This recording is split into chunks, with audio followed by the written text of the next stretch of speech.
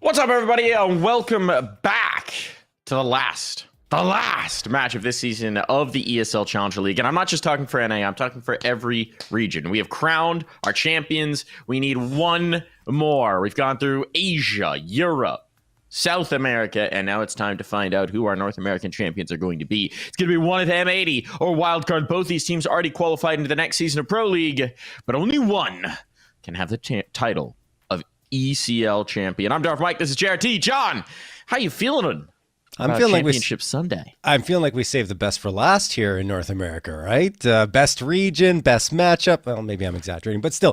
M80 and Wildcard are two teams that have honestly impressed us for quite a while now, a few months in the past now. They've been looking good. Wildcard yesterday was insane. JBA played absolutely out of his mind. I've never seen him perform at this level, but they wanted it. They wanted that Pro League spot, and I'm so excited to see him in particular get some more LAN experience, and we were talking about that last time, Mike, that we watched Wildcard play, that he needs some more reps in that regard to really grow to that next level because he hasn't hit his ceiling yet. And of course, M80 on the other side, we know what they delivered at the last Pro League. They get a chance to do it again. And now, well, after actually losing earlier today to NRG in another qualifier and not able to get through to a LAN event there, well, they already know they're going to EPL, and I think they'll be a little hungry to kind of get some make amends for that one, right? Yeah, they will be. I think that was actually just a qualifier to an online event, by the way. Oh, really? But okay, sorry. It's all good. They have punched their ticket into LAN. Let's take a look at the bracket to see the journey that we've been on, because this is also a rematch of our upper bracket final. Always nice when it works out this way. Shows that these truly were, the two strongest teams coming in, and they showed as much. Wildcard, though, last night in that matchup against Nouns, that one was a very tense series. Dropped the first map 13-11 and then 19-16, double overtime the next two to actually reverse sweep and punch their ticket to the Pro League. It was wild, honestly, Mike. Probably one of the best CS2 matches I've casted so far in North America since CS2 was released. It really was something else to witness, and both teams deserve praise. Nouns, it's a shame they can't both advance. I guess that's my point, that they can't both go to Pro League because they both deserve the spot equally. It's just Wildcard had that bit of an edge, and that edge, as I already said, was JBA. Although the rest of the squad did perform well, and Stanislaw had a highlight reel play, one of the best clutches of the entire series, in a 1v3 on Nuke. So there was a lot going their way for Wildcard last night. Even Nouns, though, I mean, they played their hearts out. Everyone was popping off on both sides. It's just at the end, it's those little differences, those little mistakes on Nouns' side that ended up costing them. Tends to be the case. So often the victor is the one who makes fewer mistakes. But I think this is going to be a little bit tougher. I don't think Wildcard can just play clean Counter-Strike here. I think the story of their previous matchup tells a little bit of the tale. M80 have been a cut above. M80 have been very tough to touch for a lot of teams. Yes, they have that loss to NRG earlier today, but they've been playing a lot of CS lately, a lot of online CS here in North America, and by and large, they have blown away the competition. Yeah, I agree with that. And I'm glad you brought it up, Mike. There's so many maps they played. Over the last month, 40 maps played for M80. That's just officials. That doesn't count any practice, any scrims. That is pure live officials. Just thinking about it is wild to me. Like that's so much Counter-Strike to be played. You're absolutely right. Just officials, not including the practice, not including, the strategy talks they have to do, and, everything, implementing Sin as their IGL, right? And that even includes, just to further make this wild, a week at IEM Dallas where they presumably were not playing any other officials. Yeah. So that is 40 plus maps concentrated realistically into 3 weeks. That's a lot of official Counter-Strike. That is a lot of Counter-Strike played. That is like no off days. They are grinding to finish out this season. And that's a bit of a marathon. And the same for Wildcard, though. Like all these NA teams are doing Wildcard, 43 maps played. So actually 3 more maps than M80 have played over the last month. Yeah, it's been absolutely wild. A huge grind for both these teams. And, you know, as you said, they have been the top teams in that upper bracket, in that matchup. And I think that Wildcard are the team that actually gave M80 the most trouble throughout all of these playoffs, in particular on Anubis. They did indeed. It went close. They went into overtime on that one. Let's take a look at the rosters that we've got here between these two teams. But still, M80 yet to drop a map here in the playoffs. So it was ultimately M80 who took it through, but definitely challenged by Wildcard. They got a little creative with the veto, a little bit more, shall we say, I guess, offensive with the veto than what we would necessarily expect. And it did definitely push M80 a little bit further than we maybe expected. But now you can't really pull the same tricks twice, can you, John? Well, I mean, you can try. You don't know what'll happen. Actually, it's interesting. When we spoke to Horvey last night in the interview about their map pool, I asked them, you know, is Anubis a map that you guys wanted to implement more? And he said, yeah, they used to play it a lot, but teams just started avoiding it completely and banning it out. And they couldn't get reps on it even in scrims because teams just were so tired of losing to them on it that they said, we don't want to play this map against you anymore. Yeah, it's really wild. So it's a map that kind of fell away, but when they still wanted to play. So I'm curious. I feel like it might come through again. They had almost closed it out against M80 until that crazy comeback came from 11-4 down, right? They did, yeah. Let's take a look at the veto that we've got going on here because this is going to be important here in the matchup between these two squads.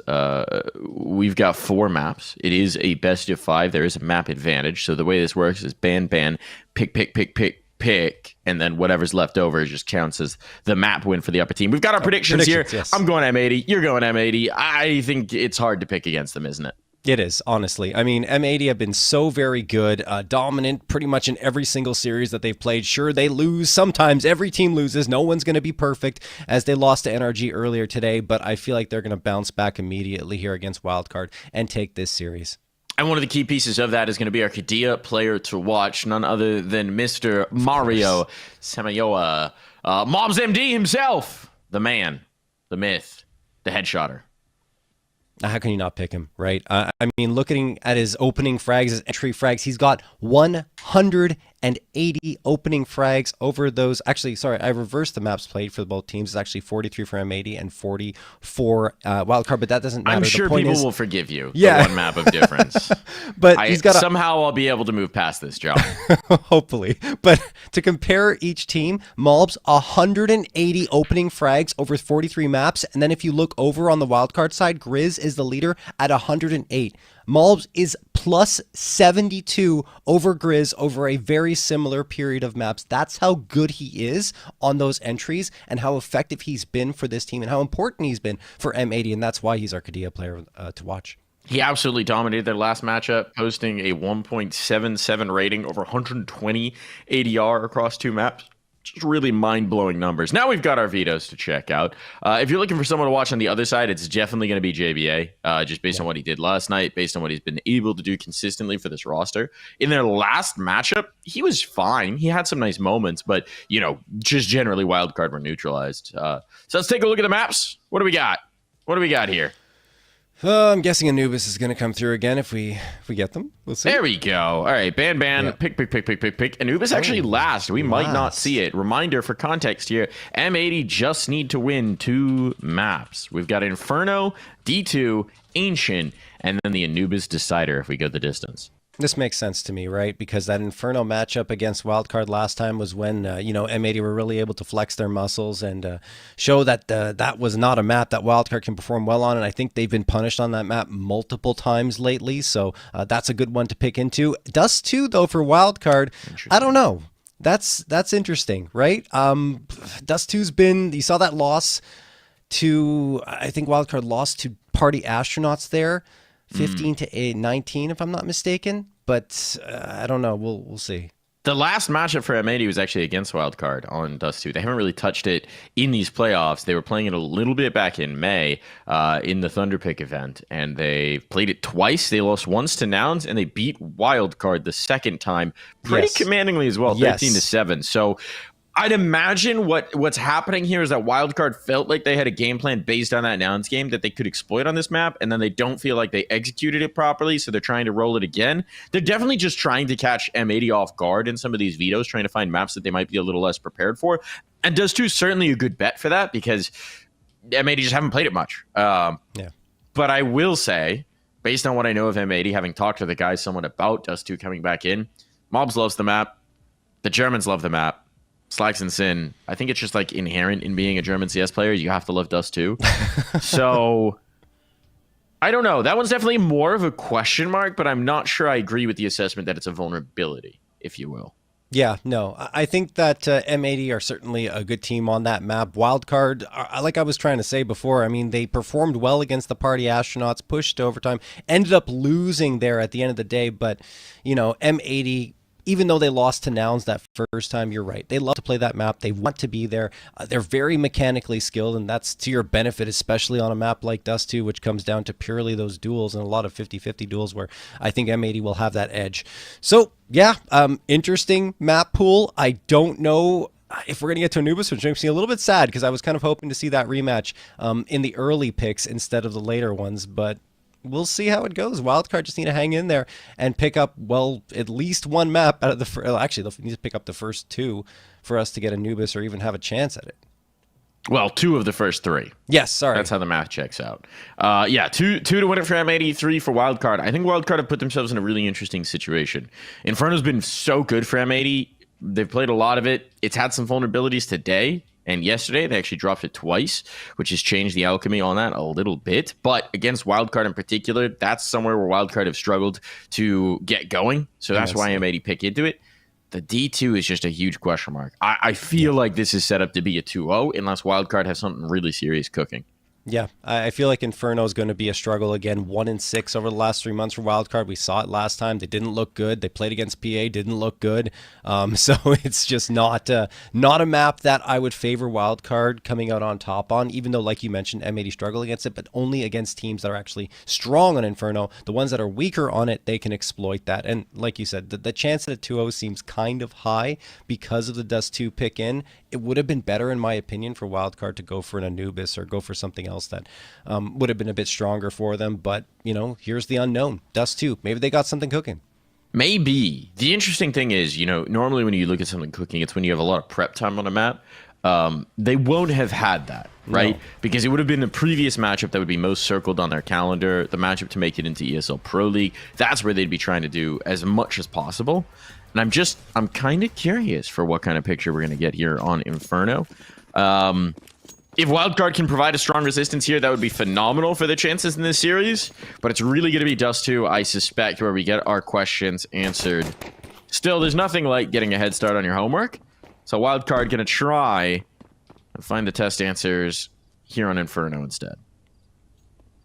Yeah, and I mean, yesterday I kind of doubted Wildcard on Nuke, a map that Nouns are very good on, but they managed to hang in there, go toe-to-toe with Nouns, ended up having a big lead against Nouns, I think on every single map, but then let it slip away. Nouns climbed back into it, which is good for Nouns, showing that resilience, but in the end, Wildcard were able to match them and then overcome them on maps that, like Nuke, that they weren't comfortable on necessarily. So we could see something special from Wildcard here, and I think that emotionally they're on a high. Vibes are good. Can vibes win you a Counter-Strike game? Time to find out. Can't save Grizz. Do not protect from getting shot in the head, and Mobs is going to show exactly why. Casting my mind back to the previous Inferno matchup between these two teams, going all the way back to the winner's bracket final, I seem to remember a lot of rounds where Mobs just walked into B and headshot 2 people, and then they won. Yes, you are correct. And Mobs was the top frag overall in that series with 52 frags. And on Inferno, top of the board, 25 with 146.6 ADR and a 2.34 rating. It was his best map, Mike. So you're recalling absolutely correctly. So here's the first test. I don't care about Wildcard's going to stack up against the whole team. I need them to stop Mobs from walking into B. Yeah. That's what I need. If you can show that you can consistently do that, then we can entertain the discussion of what Inferno is going to look like. Indeed.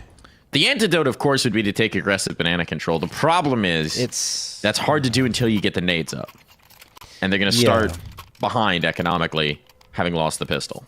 And even, well, I mean, even if you take aggressive banana control, mobs can still wrestle out of your hands. Sure. So you have to be very cautious about how you approach that. I think it's also in the pacing of the utility, right, for Wildcard, because a lot of the times M80 are just going to wait for that early salvo to be thrown. So if you change the timing up a little bit, maybe try to catch them off guard and throw it a little later, that might help you out. But even if you take that risk, then they might charge up and then they'll be in your face before you have a chance to even execute that. So it's always, you know, a bit of a gamble if you want to make the adjustment in terms of timing there.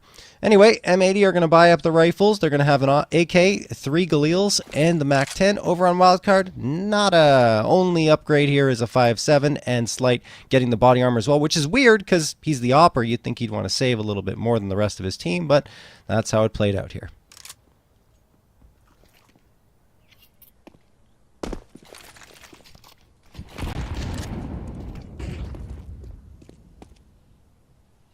Sin wanting to create some space. Oh, gets collapsed upon. That was really quite awkward from Sin. Probably not going to cost them the round. If they just funnel in towards B, it'll be very comfortable. But definitely caught off guard. And Slacks doesn't want to be the next to fall. He will be. They're giving up his gun. Wow. They're giving up his gun. This is getting interesting. Galil found. Wait, what? And they're just going to save this, it seems. Why did they trade? Okay. Because Slight had the body armor, I thought he would stick with the rifle, right? But presumably the idea is because he has the body armor, he's trying to get a little bit of extra money to potentially get an op. Yeah, maybe. So they're going to let him hunt with the MAC-10. Makes sense. They're not going to want to buy the MAC-10 in the next round, and because he bought armor here, he actually really needs a kill to make his money ideal. So he's going to try and bait an exit. Yeah, that checks out. Swisher. Going funneled his way towards bottom of banana. Yeah, they're going to be able to maybe get out. Yeah, there it is. Nice headshot from Malty. She's too good. Aye. Just too good, man. Slight gets nada, and Stanislav will at least save the Galil. Yeah, was going to say, based on that logic, if you're going for the save, totally makes sense to try and get him the SMG so he can make up the money for the armor. The but problem is, if they're going for the an most valuable rifle, it thing. makes sense, right? He had the vest. He had the armor. That's actually useful going into this round. And now you've sent him to his death, so no armor saved through. I don't know. It's a little interesting. It's, yeah, you can look at it multiple ways. But not so sure I agree with their math. But, you know, they were convinced. Not going to make a huge difference into this round. He wouldn't have been able to afford an op anyway. So AWP wasn't an option. You need the utility instead. Aggression down alt mid. JBA at serious risk of getting punished here. It's not going to be him, but it'll instead be Slight who's out of play off of Rip. Slacks playing the spam angles. A walk into apps does cost Wreck his life, and Sonic follows it up. So this is working out nicely. The initial idea, not so much for Wildcard, but the follow-up, absolutely. It's in towards B, they'll go. Grizz getting some smokes down early to try and stall this out, but if they just come through, he's in trouble. JBA trying to come in and support. Grizz dumping his nades. Finding a little bit of space. Good flash. It catches. Mob's gone. That's the ideal way to deal with mobs. Don't let him shoot. Now it smokes up. Can they get this bomb planted? Uh-oh. Uh-oh. Slacks has caught him through the corner. Numbers equalized. Stan was still waiting in case it was a double back, in case it was a little bit of a bait. So now JBA might need to wait for his captain to get in position to help him out on this retake. Oh, Sin won't give him the opportunity. There's the fight taken early on, and now it's all just Stan. A reposition to deal with the Molotov, and Slacks takes the fight while he's got util in hand. 4 put together for Slacks. That's a hell of a recovery. Doesn't need the op on his side to do the job. Quad kill comes through for Slacks, dealing all the damage necessary to take care of Wildcard, who had a very hot start, and that's something that Wildcard once they get going in that direction, it's hard to really put them down. And credit to Slacks for finding the trades he needed to get that space into the B site, and then afterwards chasing one down to even out the numbers at a 2v2. Well done, M80. Going to take that 3-0 lead. Stanislaw immediately gone. The rifle doesn't do anything. Maybe it'll be recovered. It is by slight. But right now, M80 are doing what they did previously against Wildcard on that map, and that is just asserting full control and giving them very little to work with.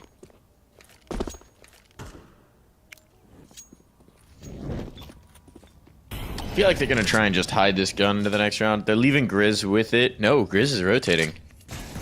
Okay, so this strategy is if they go B, roll over. Oh, hang on.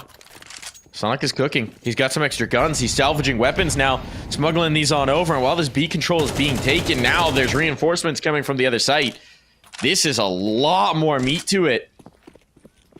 And trying to hunt up the gun and trying to keep it out of their hands, Switcher actually gave them more, and it's big trouble on now. Okay, first player found. That's a nice one. With a swing on out through the smoke. Still Mobs collects. The spam is good. No. Follows it back. And a clutch. He's only got 15 points of health, John. How's he going to play this? Pick your spot well. On the smoke fade. JBA's got him. Oh, wow. What a brawl there towards B. JBA in the 1v1 ends up picking right. I was questioning throwing the smoke that early in that situation. Maybe should have waited a little bit longer, you know, held the site, spotted out the player. I know the HP was low, so that's probably difficult to actually wait until you spot someone to throw your utility, but, you know, happens. And he went for a little bit of a risk and couldn't pull it off.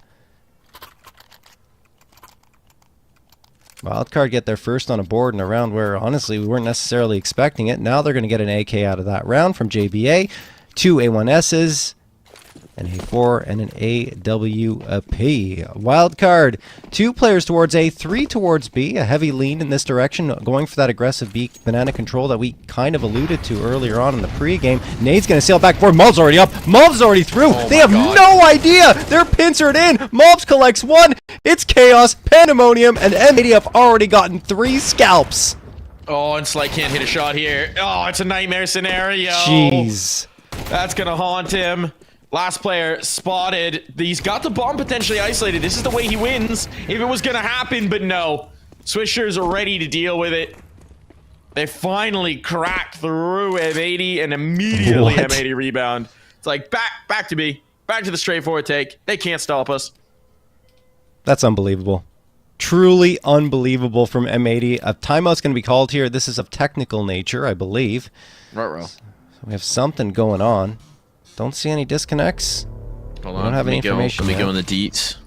Oh, there's the DC. We'll disconnect, reconnect. Hopefully a quick one. As we now have double sins.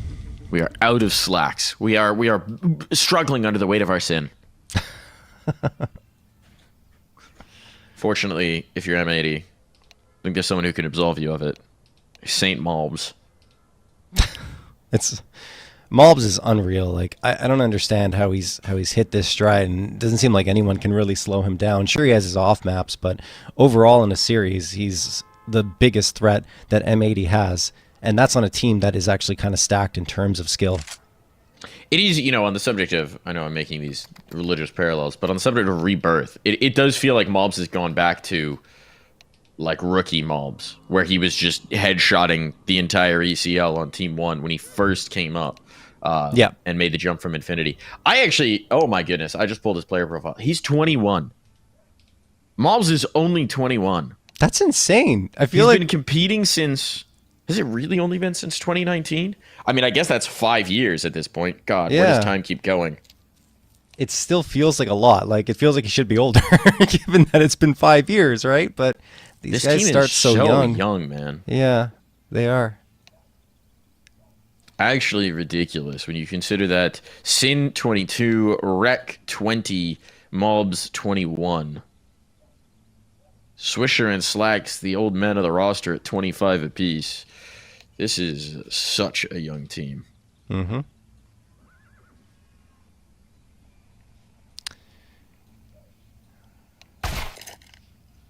Okay. Just a little medic. We're good. We're good. We're fine. It's a little scary when you hear that, though. Like, whoa, what is happening? Yeah, just a match medic, as Mike said. All good. All good. We're good.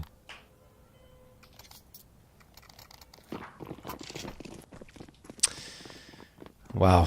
I mean, I think Wildcard need a medic, though, after that previous round, because M80 just tore on through them, shattering them with bullets. And Wildcard do have the op in Slight's hands, and he connects on the shot on Wreck. I thought he might have missed that, but no, he's good. Oh, boy. And has to run through the Molotov, takes so much damage afterwards, so it's something that he gains. Maybe he'll rotate over to the B site off of that, and he's going to need to, because Mobs, again, another headshot, another frag onto B. Oh, no. Here's the thing, right? At this point, no one has armor. And the one player who does have armor is going to die if he takes any kind of firefight in Slight. So this is... Slight needs to first bullet everybody in the server. Fortunately, he's got the gun for it. Pressure on both sides. Still a minute. Plenty of time. Swisher's starting to bring that fight and find what he's looking for. Yeah, I think Swisher's trying to pull that op back towards the A site. They're taking towards B. This is the one place where things could go wrong. It's true. They've got mollies, though. If a molly goes into dark, Slight's gonna melt. There it is. Gotta bail. Gotta bail. Around the corner. Malbs hits the shot. He ain't missing. He is not missing. I mean, there's nothing to save, so Grizz is gonna give this some sort of desperate attempt. He might catch the bomb. Oh, well, there's the spot. There's the shot. And whatever hope there was of disrupting this round is fast fading away. Yeah, Slacks is lined up for the peak here. JBA, I think he's just playing for exits. He might pop out. If you look at Swisher, Swisher's actually just gone to go find Rek's gun and make sure that JBA doesn't have it. Yeah, that's But wild. it's down in the dirt, and so Swisher's perfectly happy to guard this. I love the details. Little things make a huge difference in the grand scheme of things, but yeah, good for Swisher to guard this gun. Okay, he died backside. I was going to say, if he died forward, there's a possibility the bomb yeets the op into JBA's arms. Unfortunately for him, that's not going to be the case, and, well, they're watching. They're waiting. They don't actually need to fight him here. Well, Malbs, he wants numbers. Does he live? Yes. Okay. Well. Actually, an interesting detail from earlier today. So you mentioned that M80 actually dropped the series to NRG, right? That's right. Afterwards, this is not NRG's fault, but Graham Messioso Pitt, the GM of Complexity, retweeted a Malbs interview from Dallas where he said they were on the same footing as Complexity. What? It was a cheeky retweet. He might have undone it since then. I think he's undone it since then.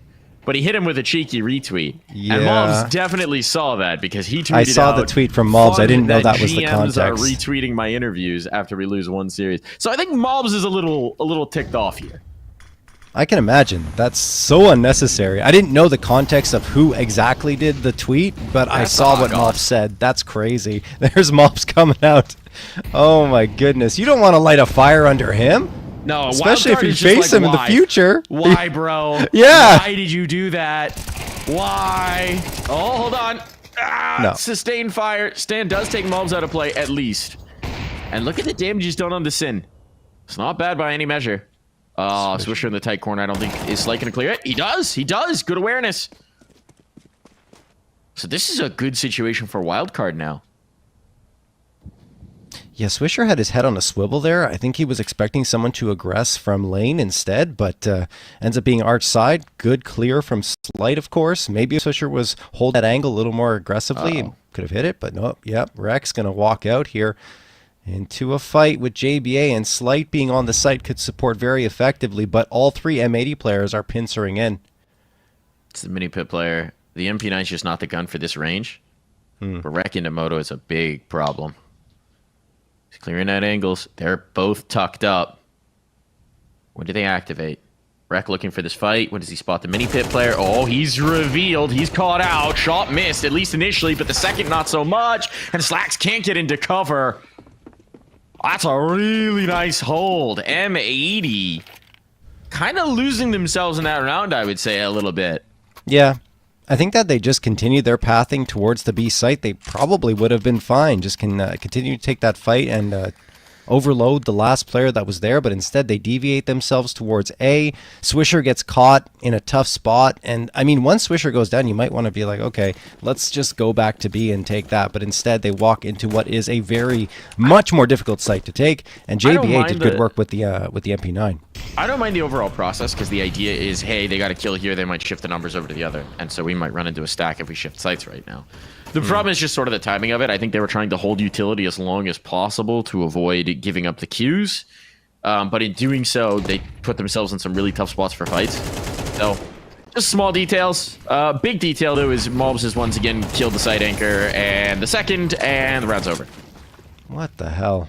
This is a great bailout option for M80. They go, hey, we lost a round. Mario, go kill. And it's always a banana. Like, it's... This is turf, man. We are in round 8. He has 13 kills. And he's even flashing for Swisher to get further. Oh my goodness. Yeah, just walk the smoke on him. Why not? Maybe a bit too far. But taking the guns out of their hand is a valuable prospect.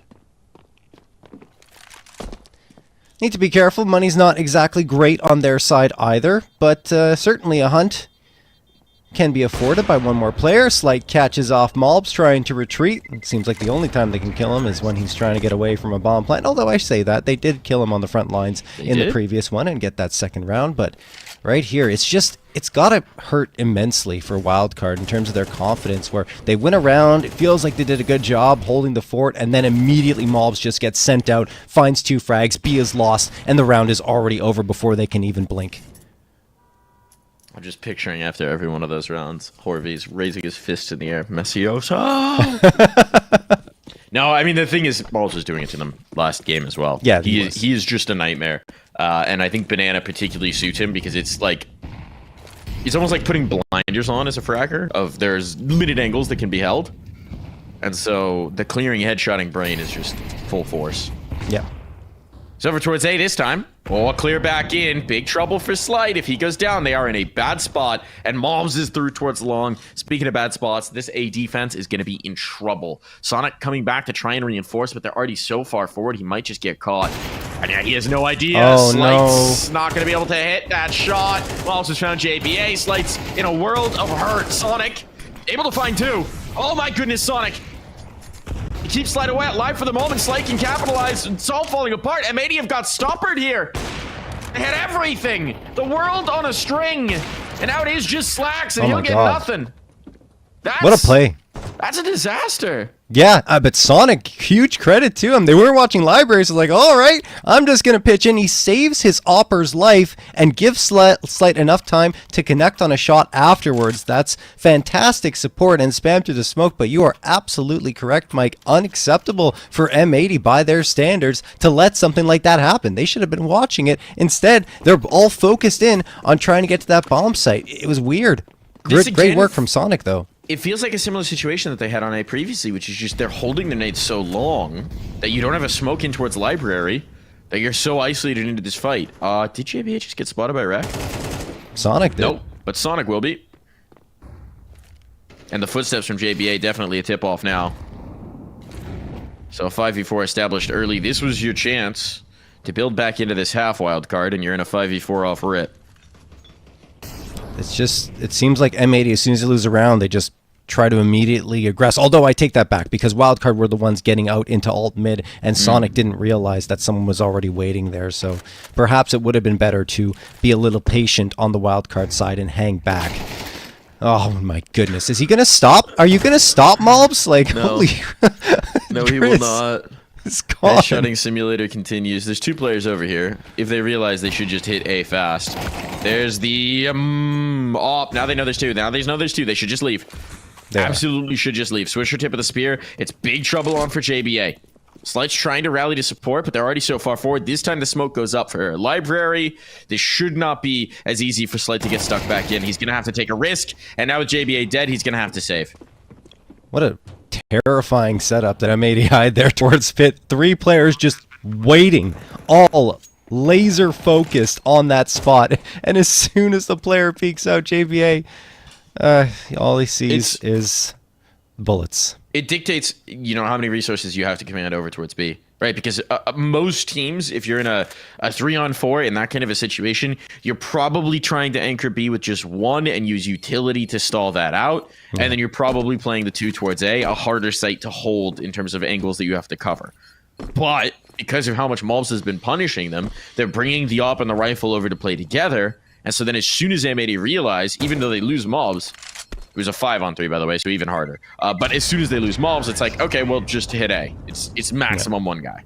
No, it was a fantastic read, honestly, and they just realized immediately how many players were towards that B site, and that was it. So, yeah, Mobs, even when he gets traded, he still provides something for his team. Yeah, it's true. It's what this top crust of players command, which is just that you have to.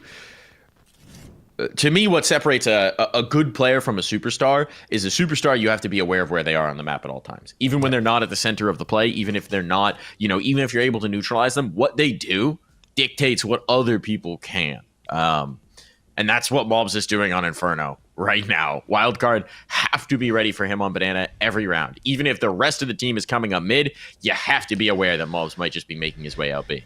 And I think the tough part is, they're trying to win the utility battle early on in the round, but they're just waiting. And then afterwards, they send Mobs right in, and he's in front of them right in their faces, and the utility does nothing. And then even if they were to delay it, sometimes he mixes it up and charges up immediately. It's so tough for them to get a read on it. And you're right, they just have to counter it with manpower. And in that case, you leave the A site way more vulnerable, which we just saw. It's a huge lead for M80. Honestly, it could be bigger. The only reason that Wildcard have 3 is because M80 made mistakes. Yeah, and you're seeing it dictate how Wildcard are trying to play as well, because one of the other ways you can counter is by shrinking the map over on the A side. That's why you're seeing like Sonic try and make the aggressive play out of apartments, because they're trying to have impact early on before they potentially lose B control, because then that'll allow them to either shift numbers over or to threaten the flank much earlier. It forces a lot of things. It forces riskier behavior around the map when you have this glaring weak point that you can't solve, when you have this problem that you don't seem to have a solution for. It's tough. It's tough, to say the least. But it is the problem for Wildcard, and it's why M80 keep picking into Inferno against them, is they can't hold Banana. Yeah, it seems like other teams are able to counter that and have some more effective players that can deal with Mobs towards Banana in particular when they're on Inferno. But yeah, Wildcard just doesn't seem to have that answer right now, and don't have enough reps on the map, it seems, to really have a good grasp on that. So maybe pushing down mid. Like you talked about taking aggression towards balcony and alt mid, but I think just a straight up push down mid might help them out, and just tossing some util, some nades directly forward and putting a ton of pressure on M80 could delay them from getting to Banana and even allow you to get so much map control that they won't have the luxury of trying to get up mid without a fight. It's a potential solution. Yeah. Here the changeup stands. Well, no, this is pretty default. They get aggressive in the apartments again. They're forward into this angle. So nothing too wild here. But let's see, there's only 2 rounds left in this half. I think they're just not fighting now. They're just not going to fight him. Well, Rex tried to get in a bedroom a couple times, so they could potentially punish that. Yeah, they're giving him no duel over on towards Banana. Just waiting with some stall-out utility, but with the smoke on towards flower plots, you'd imagine they're going to come right through, especially as they've now seen where that smoke came from. He's already passed it. Spam's no good. Player new box. Did he DC? I don't know. I'm going to say Grizz DC'd there. Either that or he was really waiting with an aid with one specific lineup in a compromised position. I think it was just the peak. Maybe it was compromised. Anyway, Slight is going to get the frag onto Rec. 4v2 in favor of M80.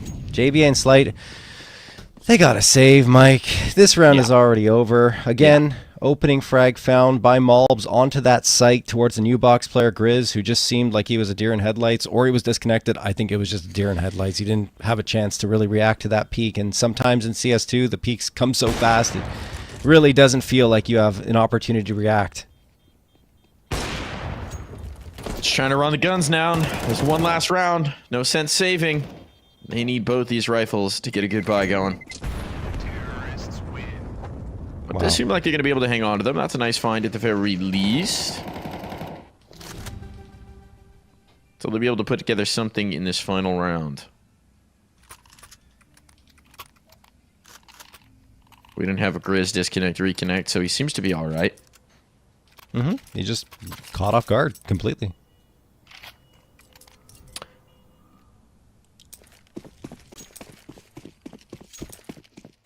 One last round to answer the question, how do we stop Malms? 3 players here towards B initially. They've got the util to maybe finally do something about this. Malms catches a nade early on. They're throwing out some nadeage. Okay. They've got the kill in apartments. Rek has not had the best time of it this half as the A lurker. Oh, is there a molly for this?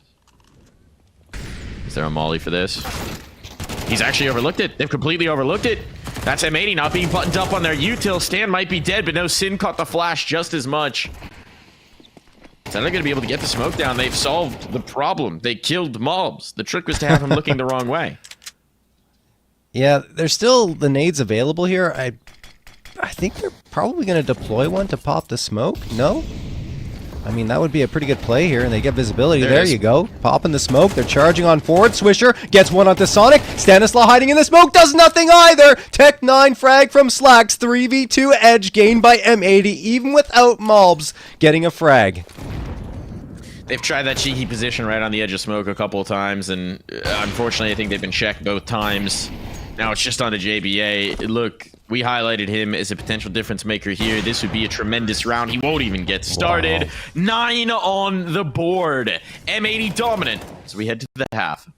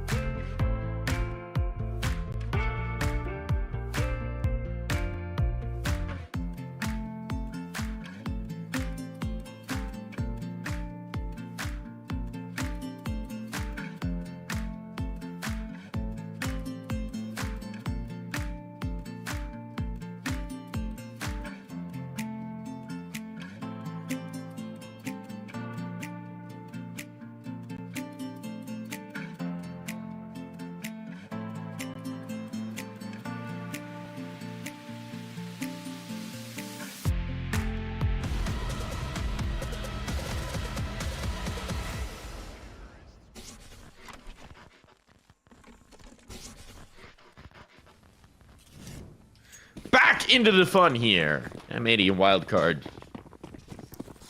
Wildcard not having so much fun. No. Distinctly no fun. Malbs, a lot of fun. Lots of smiles for Malbs, I'm sure. As he's doubled up on anyone else in terms of frags on Wildcard. Like, they are not having a good time.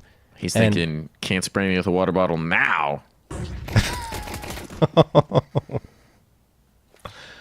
I forgot that happened, Mike. Yeah, that was these two teams. Warden no longer with them over on the Wildcard side, but I'm sure there's still a little extra motivation here for Mobs. Slacks doesn't need any extra motivation to find two nice, crispy headshots. He's down for the count, but there's still this crossfire established, and Wildcard seem very willing to test it. Sin trades out JPA. That's the bomb dropped in apps, so if there was any doubt that this bomb was headed A, there isn't any more. And it is just Slight, who's got a slight chance of doing anything about this round. Never mind. Oh, I wish we had his headshot percentage, man. Like, it must be out of this world again, the same as it was last time. If anyone, you know, is picking Mobs in HLTV Fantasy ever, do the headshotter. Yeah. Over the last month, and that's the 43 maps I mentioned earlier, 63% headshot percentage. That's... like, you would think he were cheating. Yeah. That's crazy. You see a guy with 63% after top fragging in your matchmaking game, and you are calling cheats. I don't even care what he's done. You're just calling it. You're calling it. No, but it's just the Mario effect. And also, we just got confirmation from production, 77% headshot percentage right now. That's actually stupid. That is just stupid. That feels not okay. Stan...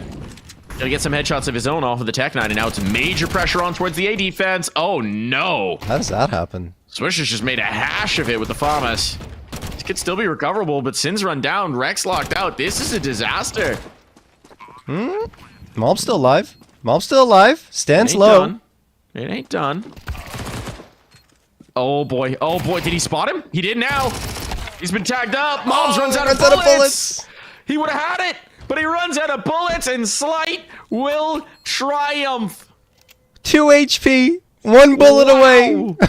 That might have been the difference between this map being over or not. Absolutely. Wildcard get a lifeline there with a 4th round picked up. Very sloppy defense from M80. And I mean, honestly, even the spray control was a little bit rough on their side with the FAMASs. The FAMAS can be a very difficult beast to tame at times. So...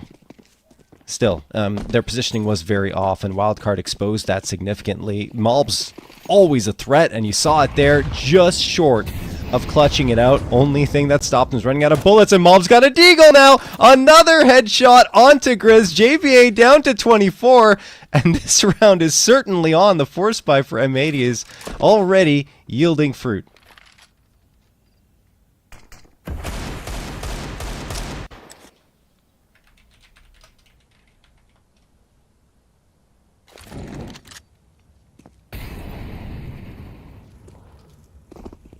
Molotov to clear some space. Control being taken up here. Bomb hasn't committed any which way. Playing 2-2 towards either side to try and make some space. Oh, the smoke could set up a B-split quite nicely, but the boost up over it's cheeky. Flax is waiting. He's got the tag. No kill just yet, but they're backed off. Nade pop. Ooh, doesn't have them a kill. Now Swisher's on the angle, so Sonic gonna be spotted, gonna be collected.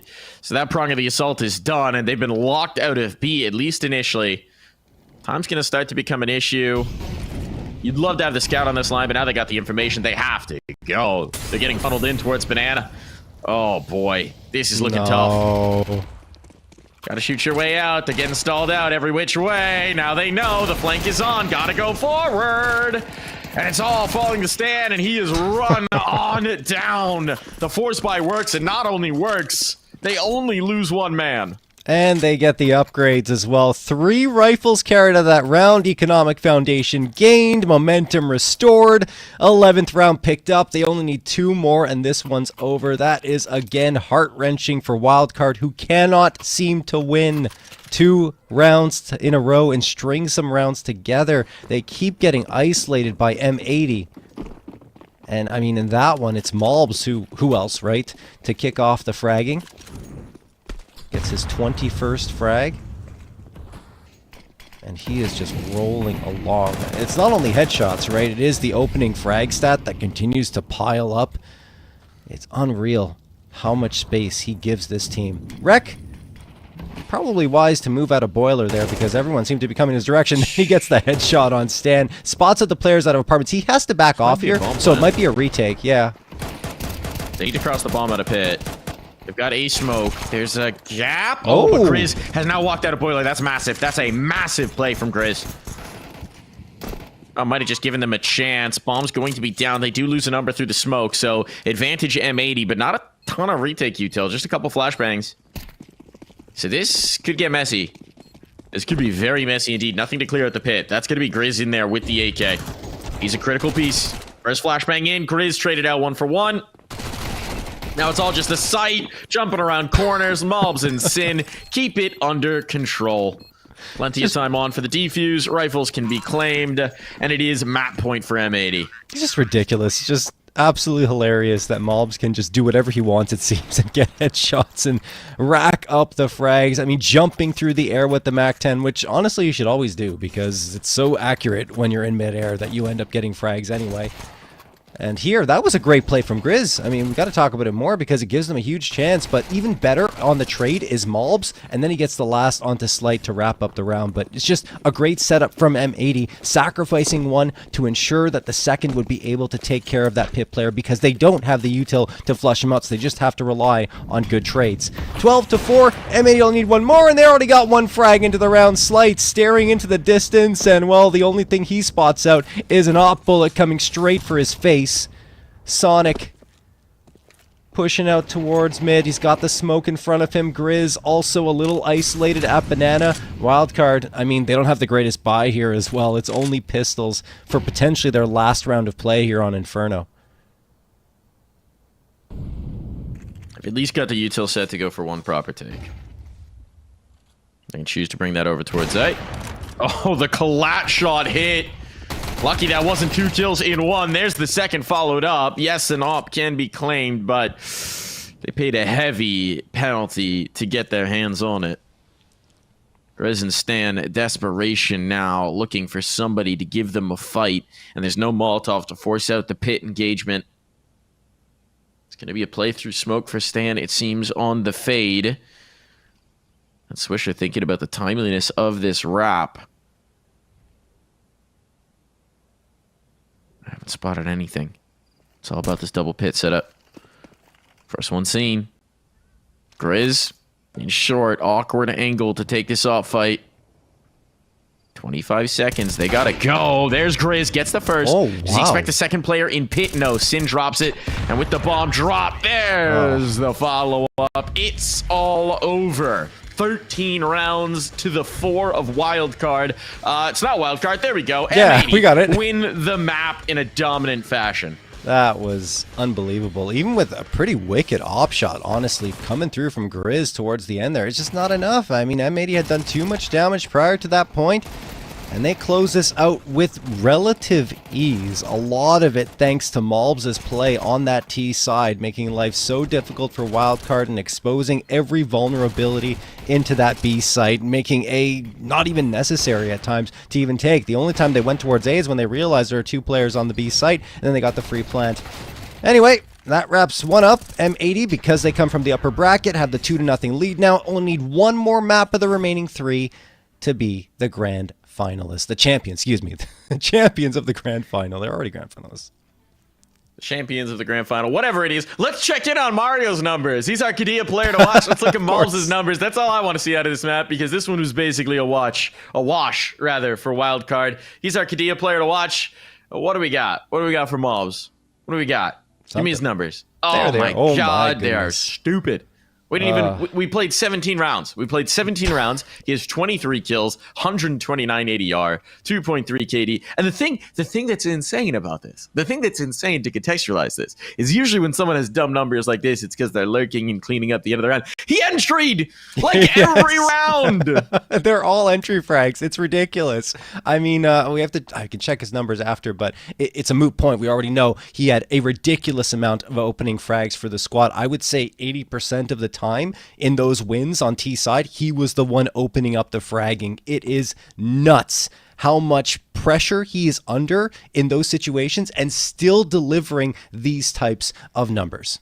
Guy is actually just unreal on Banana, but we'll see what he's going to be on Dust 2. I'm just saying, also a map that lends itself to headshotting and such. I'm really curious to see what this Dust 2 is going to bring. It's Wildcard's last chance to get stuck into this series. If they draw one more, it's M80 as the champions of Season 47.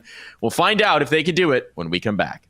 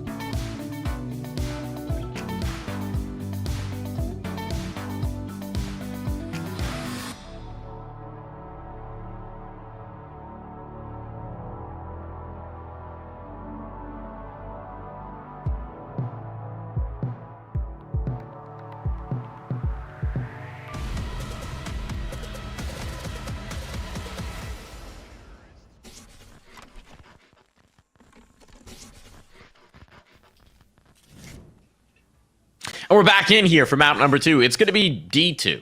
And, well, we knew what we were going to get on Inferno, frankly. We were going to get the mob show. We got the mob show.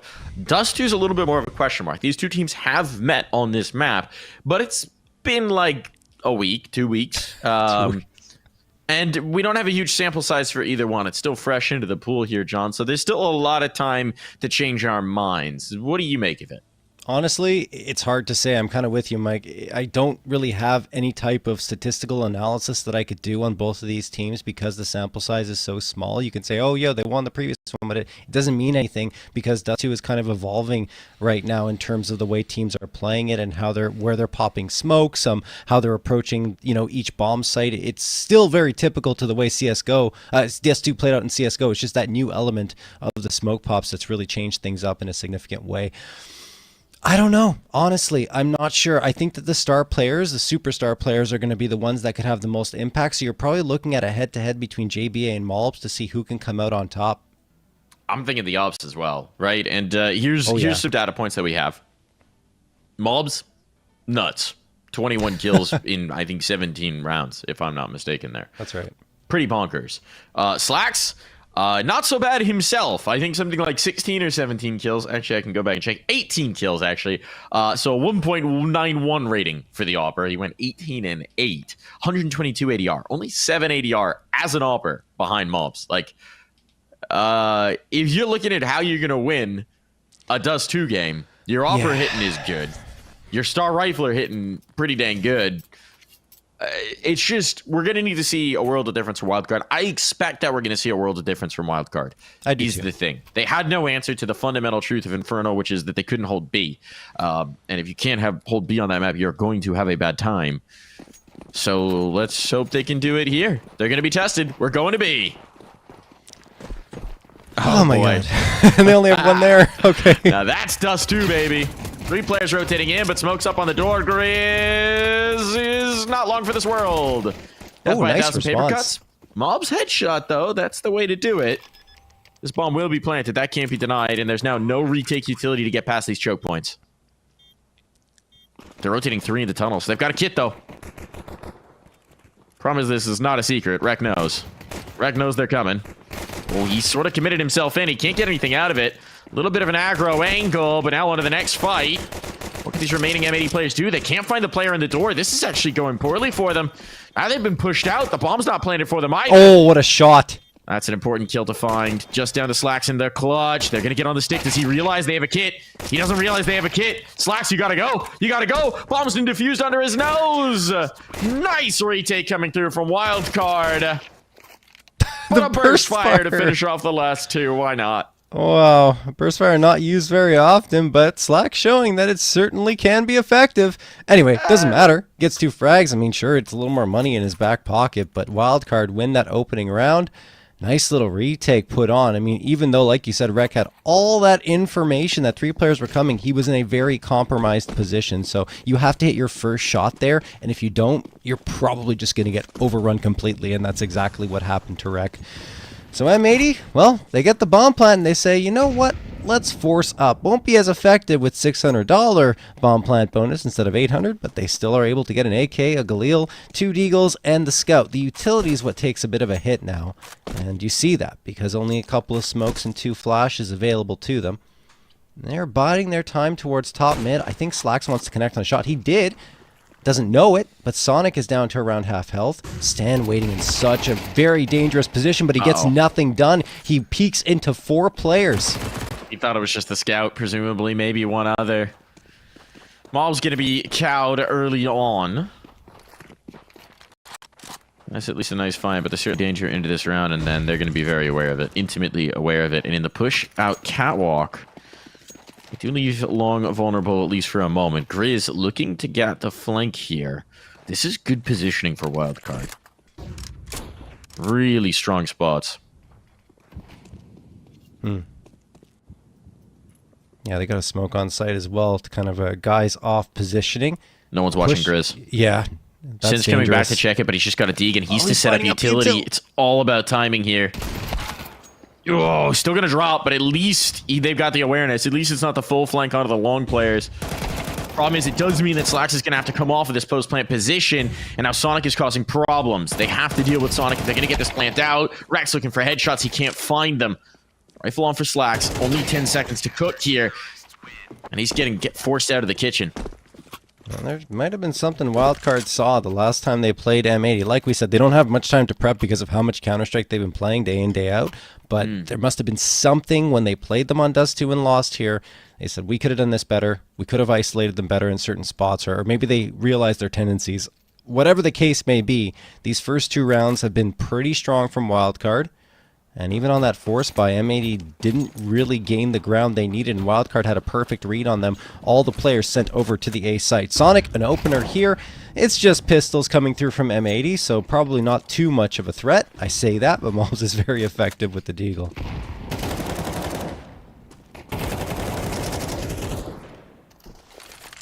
That's a nice start. What a graveyard in mid. That is just mobs and wreck. Certainly, yes, dangerous hands with the Deeg, but a round win. Not really expecting that. Mobs has got a bit of positioning, and it won't matter. Did connect a shot, but it wasn't the head. Clean for Wildcard, and they're wiping the memories of Inferno right out of the memory banks. Yeah, for sure. And I think one problem yesterday, though, that plagued Wildcard, that was also the case in the matchup against M80, particularly on Anubis, is they had 3, I believe, 5-0, 5-1 leads on every single map, and they gave up those leads every time. It cost them the map the first time. In the last 2 maps, they went to overtime as a result. So I think there's a bit of an issue on the Wildcard side when they get these early leads, how to play off of them that they're struggling with. But we'll see if that happens here. Sin going to get one, traded out immediately. Nothing doing towards long. Tons of flashes being thrown in both directions. And JBA just waiting here. Swisher doesn't clear the angle at all. M80 looking a little bit lost here. Yeah, early results have not been promising. Still a lot of work to do. This is sort of the direction that D2 leans right now. Yeah. Heavy on for the CTs. But it's a far cry from Inferno, right? Mobs has not been able to get stuck in at all so far. He was the dominant force in that first map. Slacks with the AWP. He'd love to get a chance to actually do something with this since he has it in his hands. With Sonic out of Goose, all about the timing. He finds it perfectly. While Rec will get a little bit of an answer. 1v3, there is a lot of work to do to turn this into a bomb plant.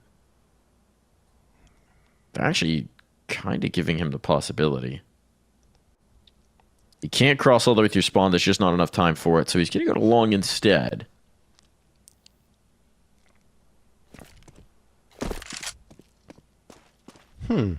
Slight's a little nervous that he might have slipped this. There's only 18 seconds left, though. He's got to go quick. If he headshots the Goose player, hold on. Without that initial kill, he knows there's no time. He's just got to try and save this. And he won't be afforded that opportunity. JBA is going to chase him down. Now he's trapped, so he's going to try backing in towards long once more. And actually, that was the right play, because now he forces JBA to chase, and JBA doesn't want to take too much of a risk, even though they've got plenty of cash. I mean, their economy is flowing right now. Wildcard up 4-0 over M80, and one thing I think I'd like to see M80 do a little bit more is go for executes towards mid, because that feels like the soft spot for Wildcard. They continue to go on their rifle rounds into long, and they're losing those battles repeatedly. So let's see, maybe mixing it up, throwing an execute towards mid might solve some of their problems. Look at the spawns, though. I mean, this is Dust 2, right? Spawn-based Counter-Strike. Oh, yeah. 3 towards B off rip. Too long. They're going towards one of these spots, and they're going fast. With the weaponry that they're going to have, I feel like the quick B take is always a nice antidote when you got techies in hand. This is, for anyone who's a little newer to Counter-Strike, this is the ultimate spawn-based Counter-Strike map. Yes. Especially now that most maps have standardized spawns. D2 does not. I feel like it adds a nice bit of spiciness to the map, right? But I don't know. Maybe standardized spawns would make Dust 2 a little bit better. Yes. I still think it's fun having this, but... The problem is just if you get the long spawns and you only get them on eco rounds and you don't get them on gun rounds, then you just... It's too random at this level of play. But they have taken this long control. Problem is they don't really have the weaponry for a sustained fight here. Sight on the angle with the AWP. Also, key to note, Wildcard have gone towards that double op. Not unexpected. Sonic will be holding court towards the B side with that. It's one of the few maps in the pool where the double op makes sense. because there's so many long-range engagements at pretty much every single angle that you take mid, long A or B, there's a chance. Yeah, they've given a lot of space up. That Molotov's going to create some problems for them. Stanislaw manages to spray mobs down through the smoke. Slight hoping to connect on something, but Stanislaw will find a follow-up. The bomb's going to get planted. He dies for it, but I feel like that's worth it.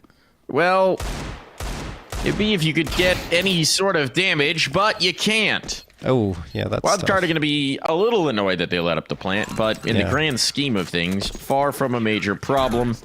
Especially when you consider the fact that Rec saved through. They're not plenty of money into this one, though, with that bomb plant. But M80, you got to show us something on this T side. It was so dang good on Inferno. Don't let all that momentum fizzle.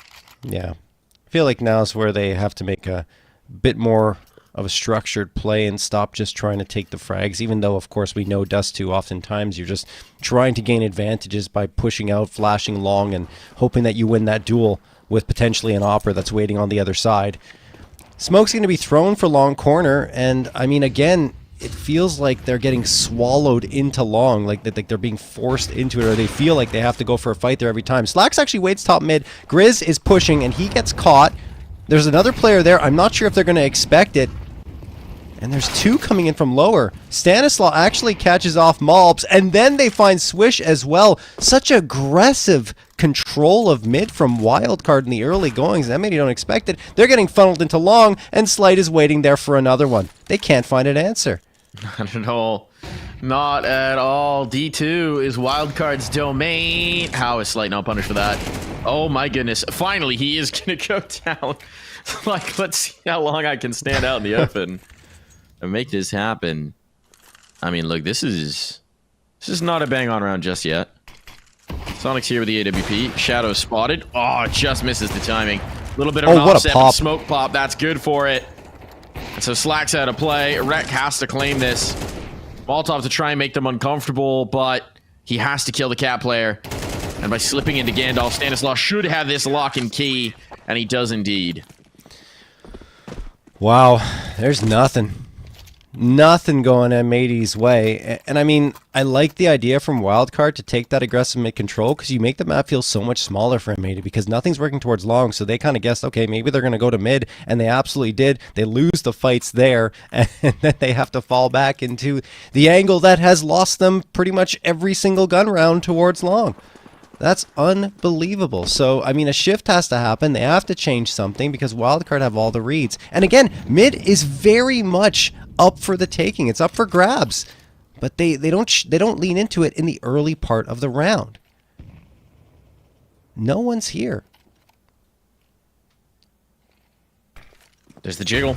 Now they know. Sonic forced off of it. Here they go, heavy presence in, overwhelm the car player. This is looking good now. JBA is in trouble, coming into support. He's lost Sonic. They might not expect him to be here, but the spam's eventually gonna find it. This is a non-starter. A retake with 5 players alive into the B site. This is not an appetizing prospect, and now in towards spawn, it's Sin. What is he holding here? Just a flashbang to get around the corner? They're not gonna be looking his way. But let's see what he can do with the tech. 9 finds the one. That's probably enough. Stanislaw's stuck. Grizz just now trying to get stuck back into this round, and there's not even enough bullets for Stanislaw to finish that kill.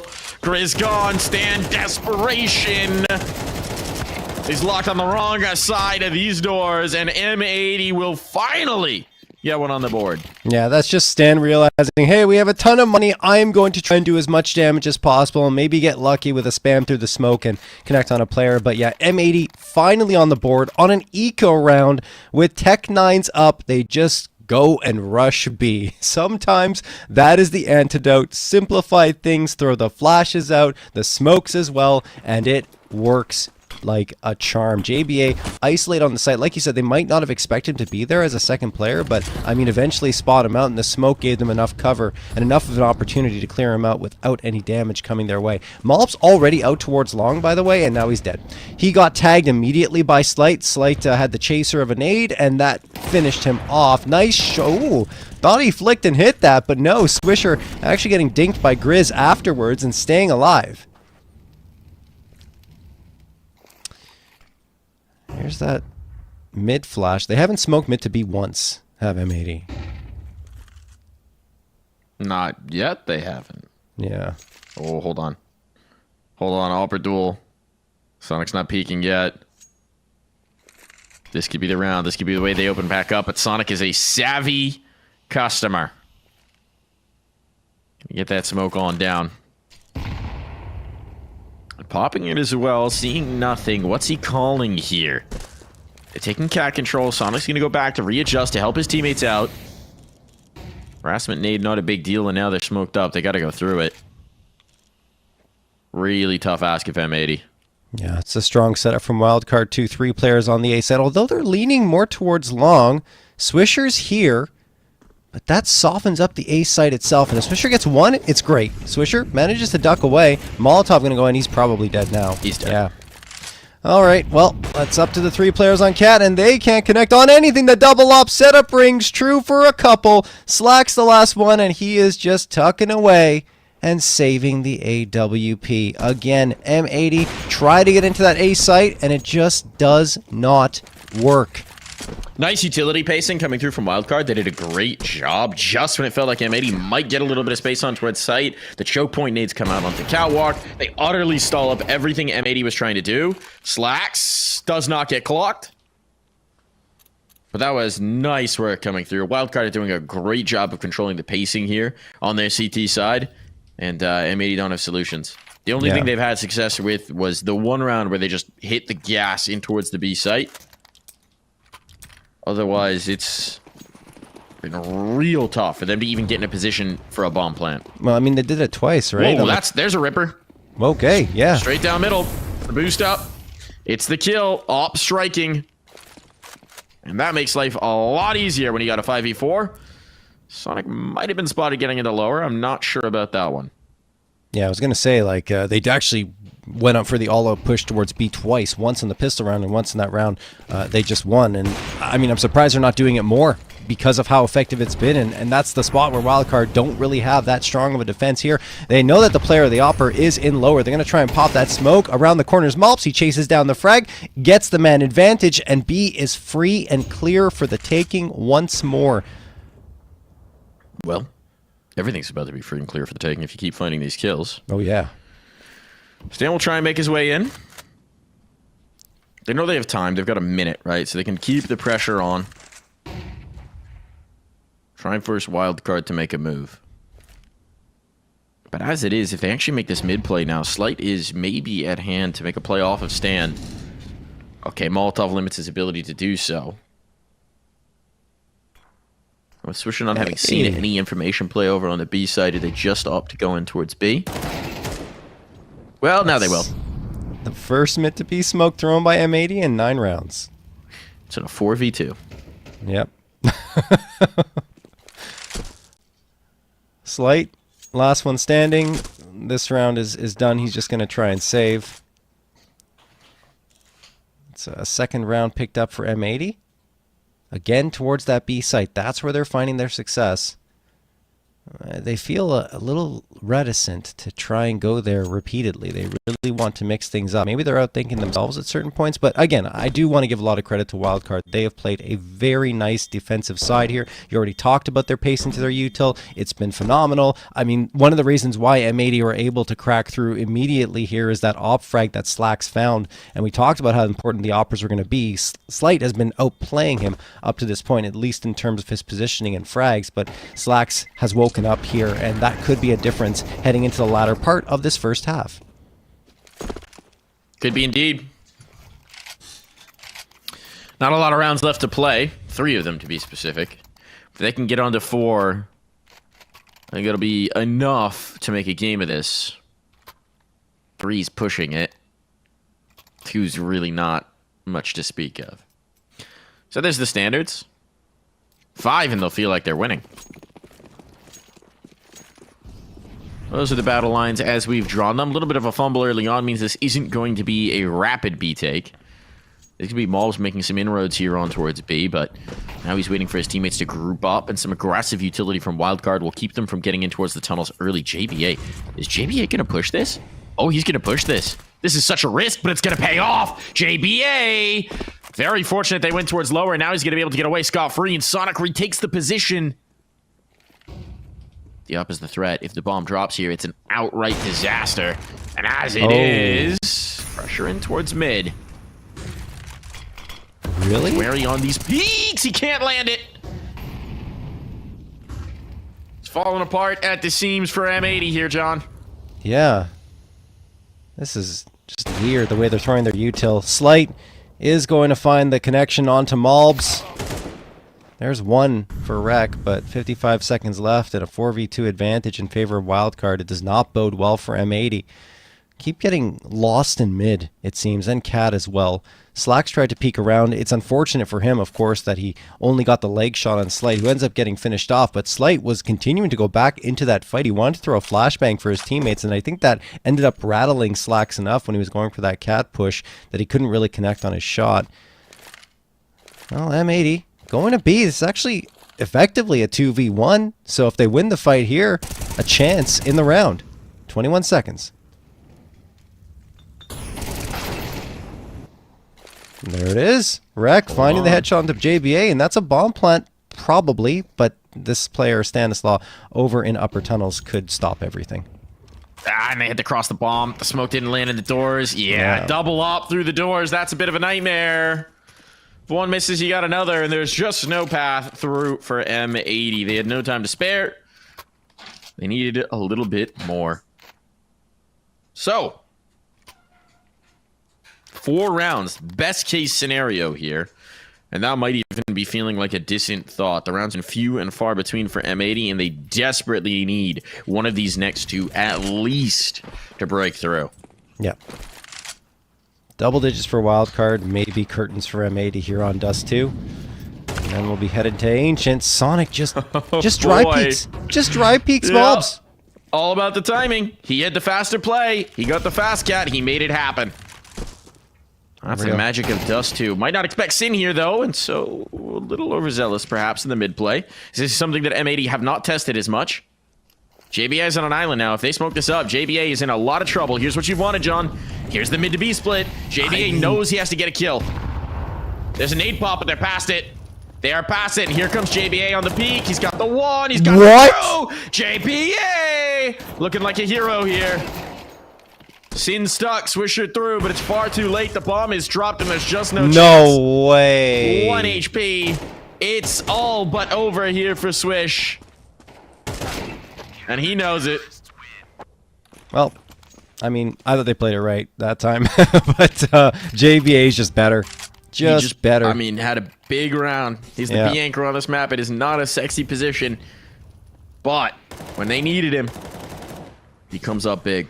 And it's probably so tempting because he saw the barrel of the rifle on the other player to try and chase that one down. But instead, he refocuses himself, realizing that he has the advantage in that duel and the player probably won't peek, to look towards mid. And that's absolutely the right decision. And the rest of his team take care of that other player at mid. And Swisher manages to find him, but it doesn't matter by that point. They've got a beat on him. And oh my goodness, they are giving no ground to M80. That is a ripper of a shot from Sonic. Sonic loves him some mopping on Dust 2. Wow, this is dominant. Far the most dynamic player on the Surfer right now. He is all over the place, and that's how you got to play this. It's instinctual. It's aggressive. And it's a hell of a lot of fun to watch. There is space being allowed out catwalk this time. I'm also going to find that, but they got to be bold with it because there's a timer on this. When Slight starts to come back around, they're going to be in trouble. Right now, they're not moving quick. They're setting up their util. They're a little hesitant. Here comes the approach. Slight's now just coming back, but they haven't taken advantage of the space that he allowed them. Now choke point util going to come out. Incendiary is nicely timed. And Malbs is just jumping through, breaking his ankles to do so. Stan didn't hear it. Stan didn't hear it, and actually Sin getting that kill. Malbs doesn't even have to activate. Nade pop. Headshot on. Malbs with the punish. Oh, the health is so low for M80. This is so tentative, but they're picking the right site. They're headed towards A. With this control from Mobs, they're feeling confident here, and that means Grizz is on a bit of an island, and a long flank can't come through. One more bullet needed there from Sin, and he couldn't quite find it. The headshot won't be found, but Swisher at least can follow it up. A bomb plant. Do they expect Mobs? He still gets the headshot. A clutch. Wow. Swisher against the young gun, JBA.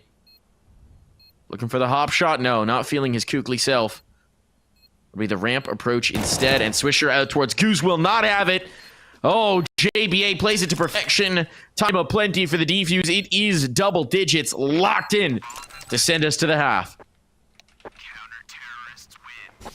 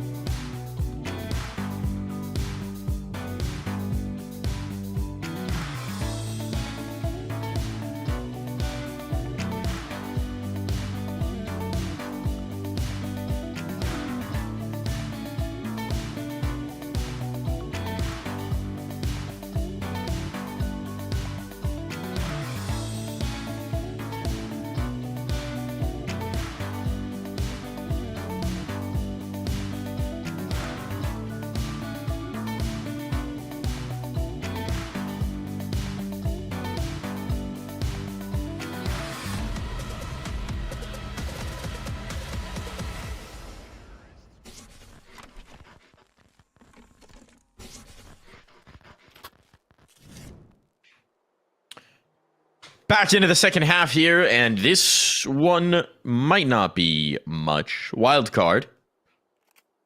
Looking for a win. Looking to tie the scoreline. Well, not actually, but to move up to a 2-1 to give themselves a chance here in the series. And they have put themselves in a beautiful place as we swap sides. Yeah, I mean, M80 just had absolutely no clue what to do in dealing with Wildcard on the other side. I mean, everywhere they went, it felt like there were 3 Wildcard players, and they could never really crack on through the defense. They did in that last round, but in the end, it came down to a 1v1. If they had played it more like they did at the latter part of that first half, probably would have found a little more success in more than 2 rounds, but it's too late to be thinking about that now. They have to switch over to CT side and find something, and they'll find a lot. 3 frags come through immediately. All right. Sonic, he's been the Dust 2 King. Saying, all right, Mobs, look, I can do it too. And he might just do it in this pistol round. Take it all the way. Mobs on the other line will not be allowing anyone to contest his crown, though he's got a long way to go to reclaiming it on this. The pistol round will fall for M80. Now, look, there's no bomb plant. There's no bomb plant, John. Mm-hmm. But if they force up here, Wildcard could just end this whole thing. What? Is that enough to tempt them? I don't agree with that statement. I think forcing up will really crush their economy in this situation. They're not going to force up. They're listening to you. They're saying, let's play with the cushion. Yeah. Early choke point util seemed like this might have been just a fast B play if there was no resistance. But resistance there is indeed. Sin. Oh, that nade. That nade. Red bars. Oh, not actually as good as it could have been. Perhaps finds the gap, but Slacks will connect on too. And this is looking like it should be comfortable. Mario adding numbers. And Sin will finish things off. So clean in the anti-eco. It was minimal investment. Just a couple pieces of util to try and make that happen. But here come the guns. Guns are up for Wildcard.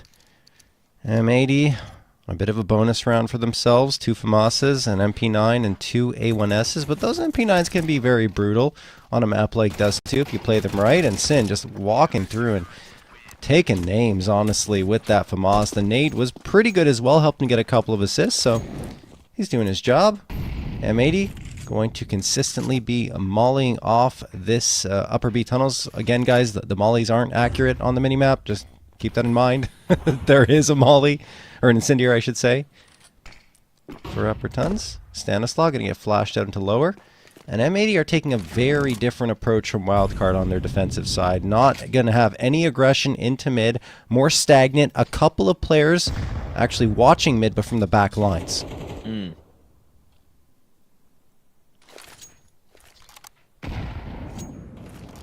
Nade's a little annoying for Sonic. Might make him a bit more vulnerable to the FAMAS. Certainly sets him up for the 1-bullet headshot.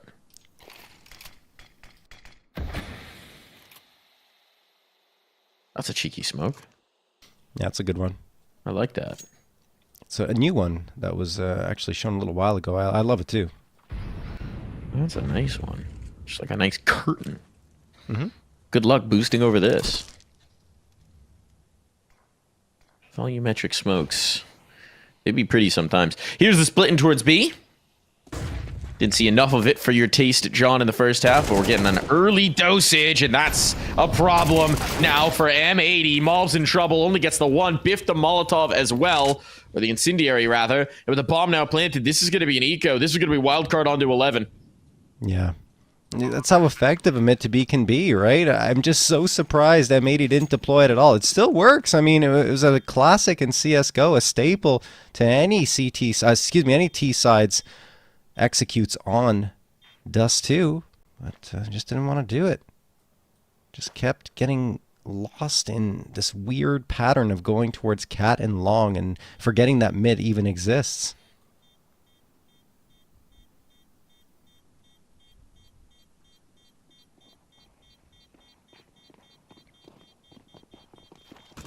Wreck. Bottlenecking here. Only gonna get the one. No, second player goes down. Sin brawling there, trying to limit the guns, but now it's big trouble on for M80. They do not have the margin to be giving up guns like that. Would have had a buy if all three had survived. They'll still be buying up, but it's gonna be looking a lot worse for the wear. I think it was better just not to fight. Like, they didn't have to play for exits. Just play to save your guns. Get away from any possible fight. It doesn't matter as much if Wildcard lose their guns. They're still going to have to reinvest the util. And even if that one player stays alive, it doesn't really change the overall picture on Wildcard versus M80. You're losing 2 rifles. This would have been rifles across the board instead of an MP9 and a FAMAS. See if it makes a difference. Maul's charging up mid. Should be able to close this one out. He does. In the meantime, Sin also finds Slight. So it's a 4v3. Malps continues to fight here. Grizz can't finish him up, but JBA supports well. Oh, nice shot from Slack's recovery there. And it will be a 3v2 in the end for M80. Oh, they're not going to expect Swisher. Grizz's knife out. That's a disaster now. They've done enough. I thought that was going to be all over. Yeah. Sin was lost and Mobs got isolated top mid. But a good response from Slacks keeps it from getting out of hand. Sends Grizz back into Swisher's waiting arms. And now it's up to Stan. Stan the man. What can he bring to the table? Ooh, position revealed. Rek trying to avoid giving him a fight. Would love to deny him the bomb plant, but he has to cross your teammates, so there's no reason to force the issue here and now. There's that brawl. There's that fight. He hits the headshot. Beautifully done from Stanislaw. Might not expect Swisher in the same angle. He went to go get himself a rifle, and Rek will deliver the critical round. That was for the map. Yep. And M80 at least give themselves a chance to compete here. Yeah, without question. And I mean, money-wise, Wildcard probably want to play conservatively at this point because they have a 6-round lead. And you're going to see it again. I mean, Malps just got aggressive and took the fight forward, which was a good idea because it helped them get a man advantage early on. And then afterwards, Swisher just in the right place at the right time. It's as simple as that. Grizz just didn't expect him at all, had his knife out. And that is M80 taking an important one. Wildcard actually opting for the force buy. Interesting. They want this aggressive long control. And look at Mobs. He goes up mid again. Almost gets 2. Slight trades him out. That is some good damage done as Wildcard, I mean, information gained as well. Probably realized, do M80, that there should be some presence towards long, but they're allowing Wildcard to take the space, Mike. They're adjusting elsewhere. Right, by taking the cat control, they're going to have a strong position into the post plant. Yeah. How far do they go with this? Could go for a flank. He is. He is. It does mean there's going to be big trouble on. Slack's coming back to address this with the AWP. Wreck on the same line. It's all about how fast this flank activates because they are moving. Are there Molotovs to stall this? No. Molly's actually on Sin. That's not really where you'd like it. And Wreck now out of play. There's nothing to hold him off of this bomb plant. This is all about Sin on this duel. He'll win it. Oh, really? Now they're not going to be comfortable in the post. The bomb's actually planted open for this, so very hard to find cover. Rifle picked up and claimed. Slacks, though. Run down cat. Oh! Sin and Swisher. Here it goes. Slight. Wounded. Limping. Trying to get away. Spotted fleeing out. Smoke up. He has to go through it. They're just going to stick. Bomb's not planted for him. Slight's going to save. He's backing away. This is the round for M80.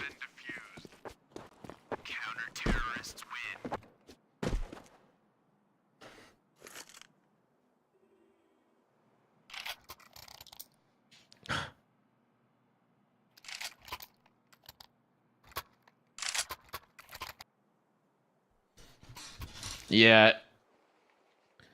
If they half it up around the AWP, this is pretty dang good. They don't have anything for an early death ball, but they might just try and get a player out towards long. That's exactly what they're going to do.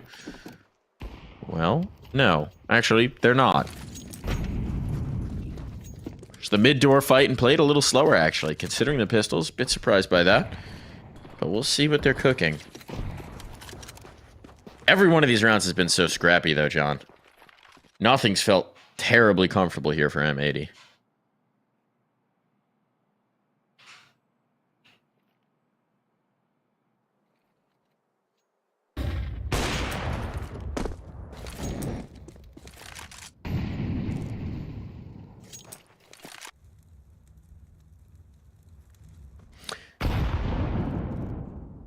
It is funny as well. You can tell there's a level of discomfort. Just some of the utility, right? Like a lot of the nades, they're not in the wrong spot per se. It's just like mollies aren't quite as deep as you'd like. Obviously, that's an improv molly on the fly. You're running back. You're trying to throw the perfect middle distance. He gets it mostly good. It's just the little things that there just aren't as many live reps on this map lately. It's still something they're presumably finding comfort on. Here's that mid to B split. Caused them a lot of problems last time. Here it goes again. Flashbang timing for the peak isn't perfect, but Mobs is unpunished. As they re-smoke this up, Sin, what does he have on the spray?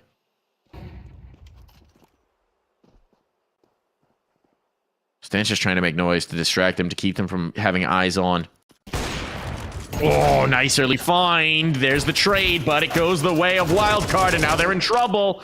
Spam is good for Sin. Just going to allow them at least the positioning to go for the post plant, but the bomb is now down. Flashbang through the doors to get with Sonic, but he's not blind. And now it's big trouble on. Have to get this kill. He's got it. Stan, what do you have? Peering out the doors with this AWP. He's picked up the big green. Stan could lock this down, but now he's revealed his intentions. They're going to fight this differently, closing the distance as quickly as they can, but Stan, he's still ready for it. Jumping around, moving, changing the angle of approach, the angle of attack constantly. But Slacks will be a little quicker to suss it all out. This, again, so uncomfortable, so close to disaster. But still, M80 keep chugging along.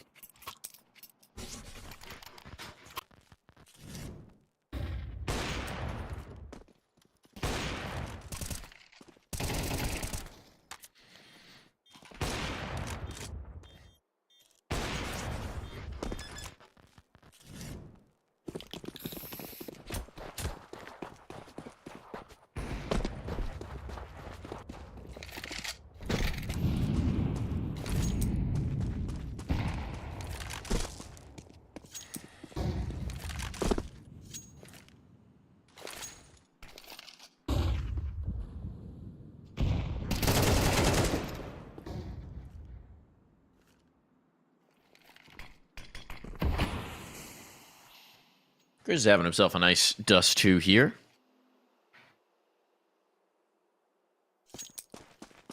Yeah, these are the limitations. This is what happens when you keep surviving with 1 or 2 alive. When you can't win a clean round. You just don't have the nades. It's gotta be the kills that do it for you. That's the last smoke gone. Still a minute on the clock. Seems like they're gonna flash into a fight. There's a lot of players on the other side of this. If they needed any confirmation. There it is. Flashbang. Peek. Stands up on it. Oh no, it's the full clear out on for Wreck. I don't know whether the idea was to peek off that flash, but whatever it was, it did not work out. Sin is just trying to get the heck out of dodge, and well, this flank might be quick.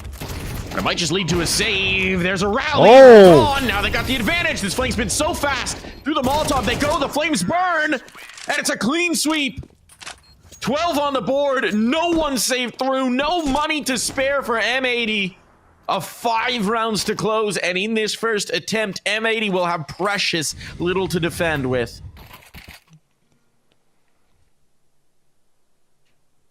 Wow. I mean, look, M80 looks so uncomfortable in virtually every engagement. It's affecting their sprays.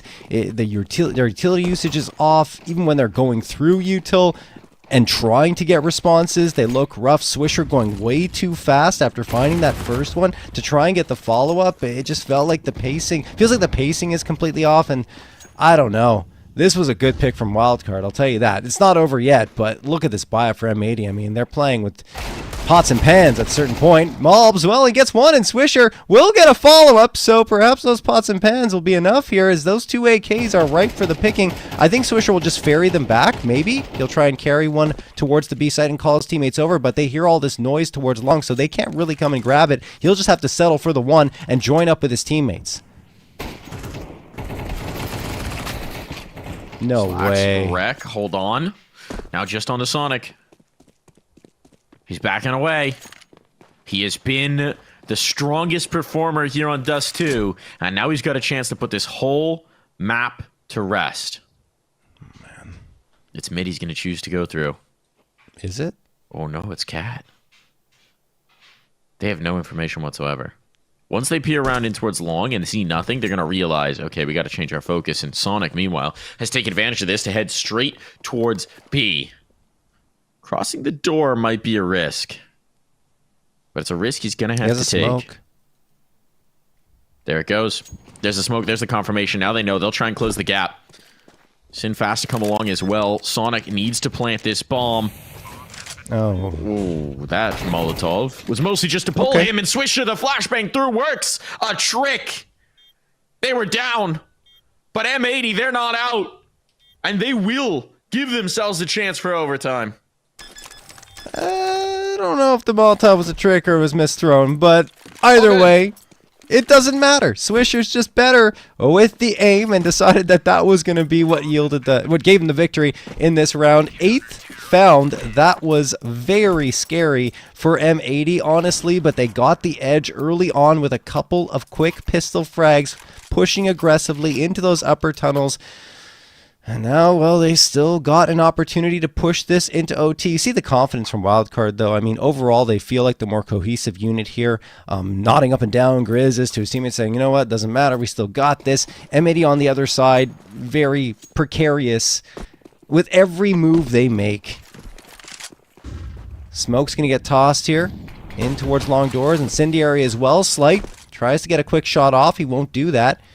And they may back off of this attempted hit towards long as a result of Rek's positioning. And Rek feels like he wants to either take some space here towards long and push out, or just hold the close angle. And it appears as though the answer is hold the close angle. Oh, nice shot from Slacks. He's the one who pushes out and connects onto Grizzly in lower tunnels. That might have been a boost. Might have been. I think it was. Stando with one hero towards long. Takes that off out of play. Rek has to further commit into this angle. Some utility to set him up. Oh, the peek back in for Sin. This is a risk. And Sin shows why. Oh, no, Rek. Oh, 1 HP on Stan. That might have just been the map. A kill here, and even a 1-for-1 would leave it possible for his comrades. But as it is, they have to take the initiative. No! The spray is good! Mobs, again, takes the team on his shoulders, carries them into a position where they can fight. And now we just have JBA. We just have JBA. Hello, Inferno mobs. Welcome back to the server here. They've got the bomb control. They got everything in their favor, and JBA has no idea where this second player might be. I mean, I wrote them off, Mike. I had them completely written off in that round, but I forgot Mobs is still alive. The 2K is ridiculous. Then the transfer over, it looked a little bit off towards the end, but he still makes it work. And they don't have to peek here. 12 seconds left, just hide. That's absolutely what they're going to do. 9th round picked up. Wildcard letting that one completely slip away. That is a 4v2, full control, and Mobs just peeks around a flashbang and makes it work. Unbelievable stuff. And they'll risk salvaging the op as well. That's a huge piece picked up. That's going to get Slacks activated into this next round. No bomb plant either, so we're going to have a limited buy here for Wildcard. JBA on 0 due to the save. We might see the force down around him. This map's cracked wide back open. Yeah, I do have one point of criticism for M80 because it's sin, honestly. Re-peeking with the AWP. All you need to do in that situation, take one shot. Go back into cover. You've attracted the attention. Rek is that snake in the grass. He'll be able to strike afterwards. Instead, he re-peeks it and leaves Rek in an even tougher spot. Because if Rek does go down afterwards, then maybe Sin can peek through and collect a frag and put more pressure on. But with only Rek left at long, it's either a one-and-done situation or a none and dead. There's definitely a lot of situations where people are trying to play some hero ball. Yeah. They're feeling the pressure. Rek, speaking of pressure, could get this fast flank through in towards top mid, but they're already through the mid door, so it may not matter. Rek, does he activate? This could be the backstab of the century at this point, but he's wary, and instead they're headed in towards B, and now, reinforcements for this B site are far away. Out the tunnels goes one, Stan connects, but he's all on his lonesome now, and the bomb's dropped in mid. There should be nothing Stanislaw can do. He'll give it a try, but through the door, he falters. Another multi-kill for Mobs, 4 this time against the Ecos. And they just need 2 more rounds.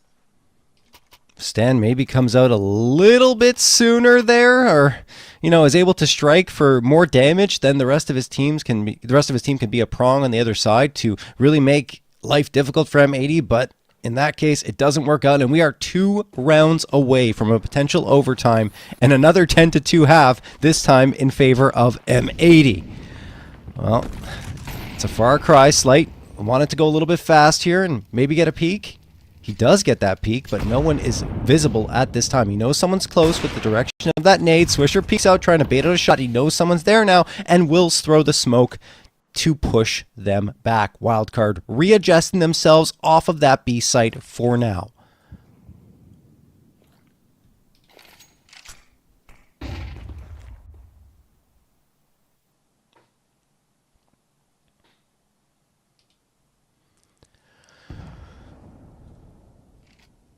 The Sin hold feels like everything. Flashbang's good. He's forced off. Able to stay alive. Has support as well, actually. Mob's coming into it, so it's a good crossfire. Wildcard choose to test as they could be punished. But they're going to adjust. Knowing that there's focus brought in towards mid, they're going to shift their eyes on towards Catwalk instead. But waiting to meet them is Slacks' 8WP. A try peek here would be deadly. Actually, he wants to hunt up ahead of the smoke. Nade to punish the one. Nothing too substantial. But it will slow Wildcard down for the moment. So at this point, they've got 2 smokes, 2 HEs, and 2 flashes. Make that 1 as they try and drop a player in towards CT successfully. The B defense is very vulnerable once more. Mobs has to come up strong. Oh, he's going to be able to find the first. There's the setup for the next. Damage onto Sonic. Player out of the tunnel. Swisher knows he's painted into the corner, but the USP's enough. And it all falls to Slight. And now reinforcements are on. Swisher, run down. Can Slight get this bomb planted? He wants a fight beforehand. What? Down to just Slacks. It's on for the clutch. He has to stick this, but he has the balls to do so. It all falls to Slacks and Slight now. Slight's got the health advantage, but they're both AWPers. That's not much gonna matter. Slight playing around the smoke. Taking the initiative. Tucking himself in by the car. Slacks has no idea where his adversary has gone. He's going to come to tap. That'll put the pressure back on. The slight blink. Realizes he's off of it. Oh, and that will be the last bullet to send Wildcard through onto the next map. They've done it. Slight, a massive clutch, a ballsy peek out the window, and that tips the scales and puts Wildcard over the line. I mean, 11 seconds left. The one thing that's on most players' minds in that situation is getting the bomb planted. Not Slight. He pops out of window, gets another frag, and makes it a 1v1, allowing him to plant the bomb. And I mean, look, maybe M80 could have pushed out. Maybe you see Slacks go for it a little bit more aggressively, but it just does not come through. I love the way Slight played it post plant as well, hiding behind the smoke. That is an impressive dust tube for Wildcard, despite a few messy rounds towards the end.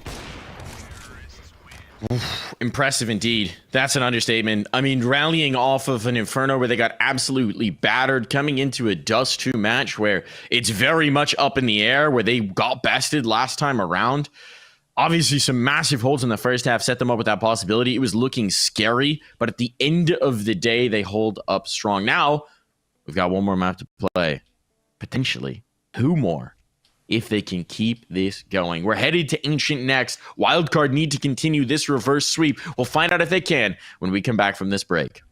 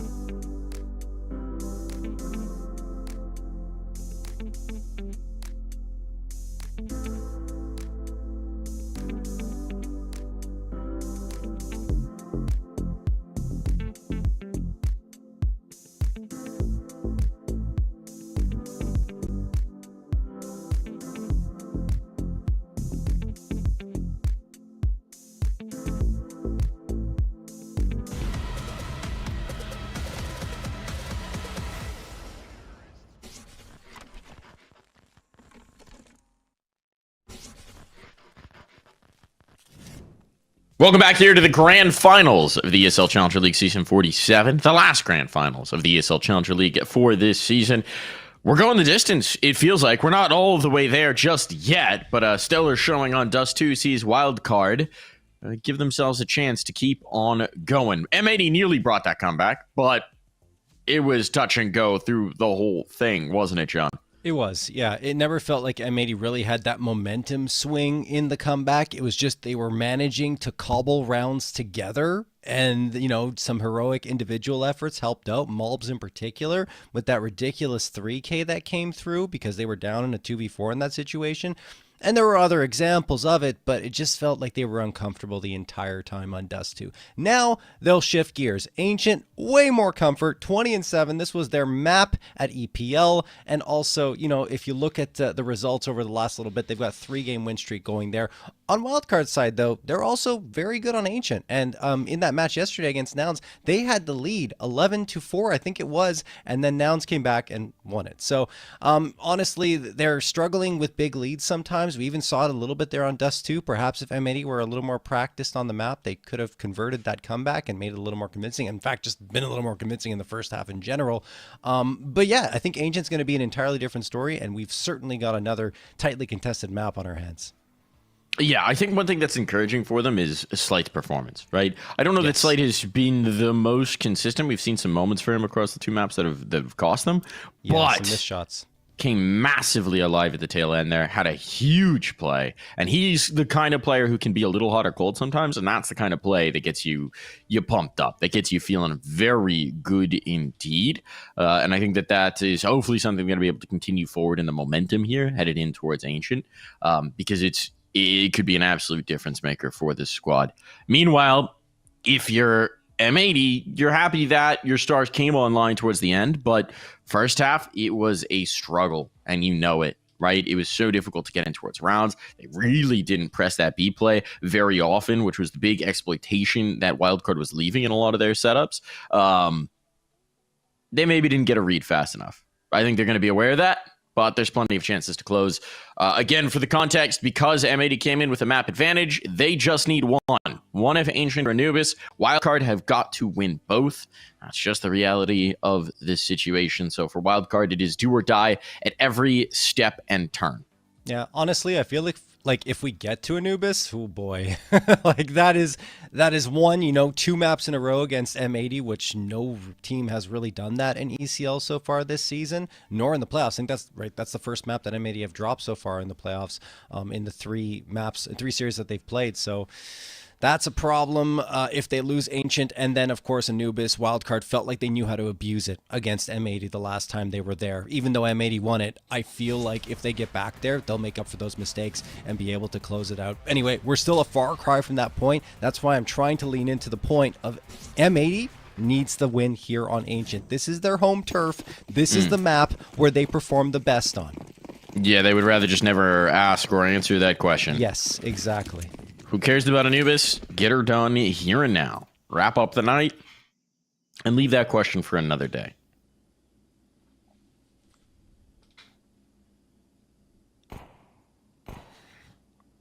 Pressure outside of B, mate. It's the heavy lean for Wildcard if they do opt to finish B for M80. 3 players here in the defense. There is no kit. There is no more util. And there is no more Sonic. Mulbs traded out 1 for 1, though. He has been merciless in these pistols, and it seems like Sin and Rek will pick up his mantle. This should be just about settled news. Slacks. I don't know what he's waiting for. He's so lucky. He is very fortunate that he wasn't punished on that one. But now with Oaf having found that kill, Slight, it's going to be very tough to get involved in this. Yeah. Oh, well, that's Slight getting one, but I think the armor's kind of worth saving at this point. He's going to look for frags and exits potentially, but that $650 can go a long way in the follow-up round, especially if they decide to force up. Sin wants to try and get that last, and oh, Slight hears all the footsteps and says, "Nah, you're clotheslined, you're done." And he will survive and get a little bit of cash. Yeah, exactly. Figure out where he can put himself. It's a little extra dosh. Can't buy the head armor for free, but they're probably not going to invest much around this. So this is more about building it towards that first gun round.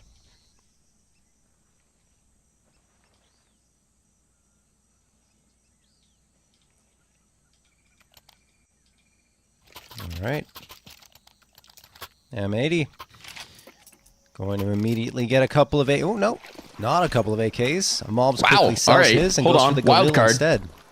Wildcard gone all the way in. Yeah, of course. I mean, that's why I was saying the armor might be more important if they want to go for the force buy, and they absolutely will here. Popping the smoke. Slight has the FAMAS, which is the most potent, arguably, here, of the guns they have.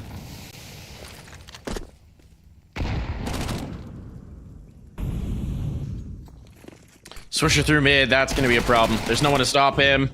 The A-take is on. There's heavy presence in Donut, but they're taking a bite out of it. The third player is revealed as well. So the rifle from Slight gets the one, but the flames do spread, and one is just not enough. Oh.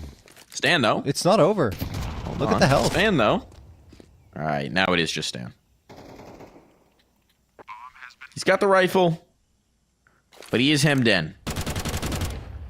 Smoke to try and give him some color. It was actually just a flashbang. You're right, the health is low. But he's so wary. That Swisher will never give him the opportunity. Wow, that's really well played from Swisher, right? Because there were a couple of opportunities for Wildcard to kind of get back into that bomb site and perhaps threaten, but Swisher denies Grizz the space, and then Stan just really can't do anything to get back in. So he tries to fade out, but Swisher is able to finish him off as well and rack up, importantly, some SMG money. That's $1,200 in his bank account, and I think Sin also got all of his frags with the MAC-10, so that's the full $3,000 that has been collected by M80 to build up their bank. And well, they are in a bonus round right now. Actually, excuse me, no, that previous round I guess considered the bonus because Wildcard invested into it. Now Wildcard will only have the USPs and a flashbang. That's it. They gamble B, they gamble wrong, the round is over.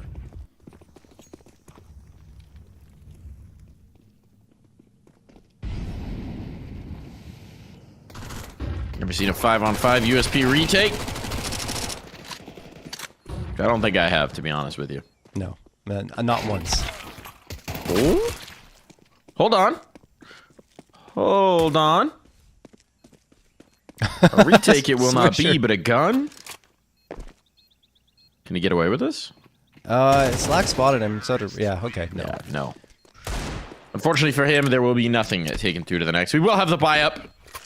Slight has that extra cash as well, so maybe this is going to go towards an AWP, you'd imagine. Yeah, definitely. I mean, he might not be able to afford much util, but they need to get him on the op quickly, and there it is. It still has a smoke and a flash, but that AWP will be critical here for the Wildcard CT side. Over on M80, they also have a lot of money, so they can buy up for the players that died. And Sin even walks out, I mean, 3 players walk out of it with around 5K or more. So actually money is flowing quite nicely for M80. Yeah, this is the classic bonus round, keeping the MAC-10 up. Yeah. Maybe going a little quicker. If they can win here, it's a real statement. And look at this space taken. Flashbangs are lethal. Space gain. Stan traded out 1 for 1. Pressure onto Sonic, but he's able to slip away. This nade might be punishing. It is indeed. Look at the health. Oh boy. Okay, not ready for the close clear. And now they're being swept away, but Rex got something to say about it. 1 HP. 1 HP. 1 is all you need. Unless you full sprint all into a player who's already here. Yeah. Or, unless it's a bamboozle. Wreck. He's pulling out all the plays in his playbook.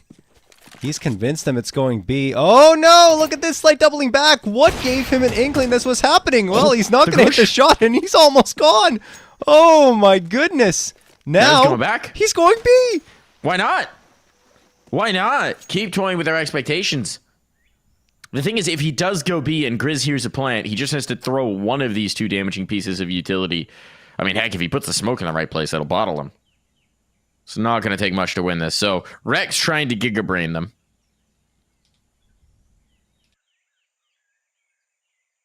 But Grizz is not taking the bait.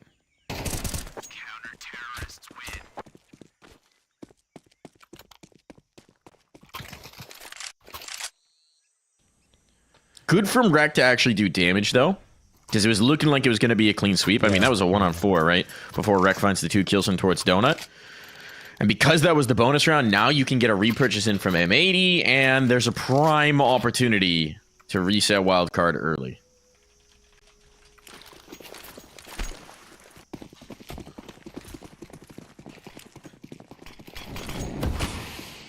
Well, M80 going to be reinvesting here. The 4 8Ks in the AWP. Bonus round didn't yield as much as they were hoping for, but like you said, economic damage was done, and that limits Wildcard. Moving forward, flashbang. Gonna get tossed in. Smoke, blooms. M80. Oh, I don't know if they saw him. They did, but Slight connects the shot right before Malbs is able to get the spray through.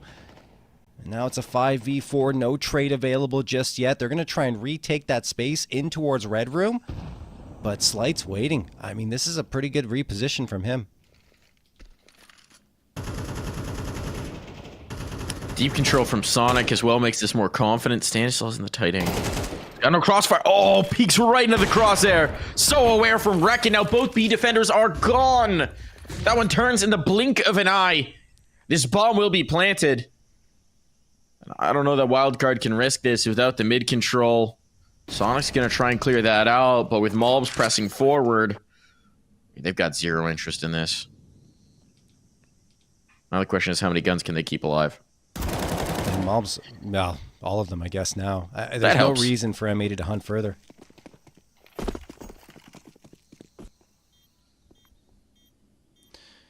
So that's something to get out of this round. So they reset for the follow-up. But yeah, M80, what a great job going to that B site, like you said. Frag comes through and they open it up completely. Wildcard unable to hold their ground. And M80 off to a very nice start. They look, as of course expected, far more comfortable here on Ancient. Rek a little too close to the bomb, maybe not comfortable enough, or too comfortable. You can argue both ways, because not predicting how far that bomb would spread in terms of its explosion. So, M80 going into round number 6, that'll be okay. They'll be able to reinvest, no problem. Probably would have liked to keep the gun anyway, but yeah.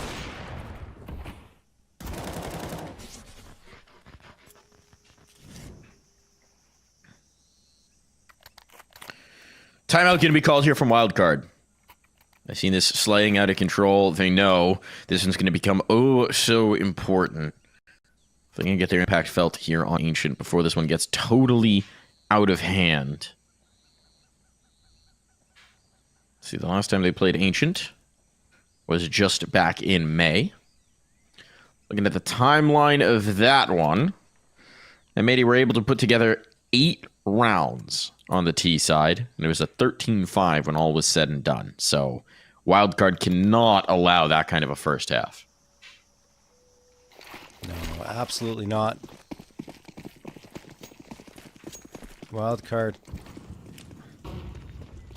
going to have all 5 players leaning into either mid or B, which leaves A exceptionally exposed if M80 decide to go there. Yeah, a little bit of damage taken by Swisher in that Molotov. That was their Molotov. And it's actually, yeah, Slack's going to hit the shot onto Slight, and the B site's cracked open. They were so committed to the mid fight that no one was on either bomb site. There is a player that's trapped in Jaguar, and Sonic managed to make it a little bit easier to potentially get back into the site. Sonic keeps moving around. He's hitting another headshot. Sonic trying to channel some of that energy from the previous map, and it's working. Grizz finds a couple as well onto Sin and Swisher, and Rek is the last one standing. What a great job. They even denied the plant, Mike. That feels like M80 got so rattled by the miscues early on in B control, and then getting that early kill, they just never expected those rotations to be so dang quick, but because of the heavy mid setup, there were bodies around. So that's a nice answer from Wildcard. M80 admittedly looking a little out of sorts, but Wildcard will take that every day of the week. They have the numbers in the right spot and never allowed the bomb plant. Money's actually gone for M80 as well. This is not great without a bomb plant. They're in a tough spot here, and if Rhett can hold on to this gun, that does make it a whole lot better. He's got enough money to spare that this isn't even going to cost him in the long run. He'll bring through 2 flashes to smoke. But he's got to survive for 20 seconds. Working in his favor, I cannot imagine Wildcard are eager for the hunt. No. Definitely not, as they are not looking too great in terms of their economy, but this is a great round for them to pick up. Rek will just save the AK on forward. But M80 won't have that much of a buy around it unless they decide to force up, which is a possibility, given that their loss bonus is only at 1900 and they're probably going to have to save into that next round anyway. What do you do? I mean, Slacks and Zin should be okay. Slacks won't be able to get the AWP in the following round. Mobs is buying down. Cannon. Okay. Okay, wait, hold on. Persuaded otherwise. So he's bought down, but maybe he just deeks for the next 2 if this one doesn't work out. It is mobs. Certainly a possibility. Timeout going to be called here. This is Def getting in their ears.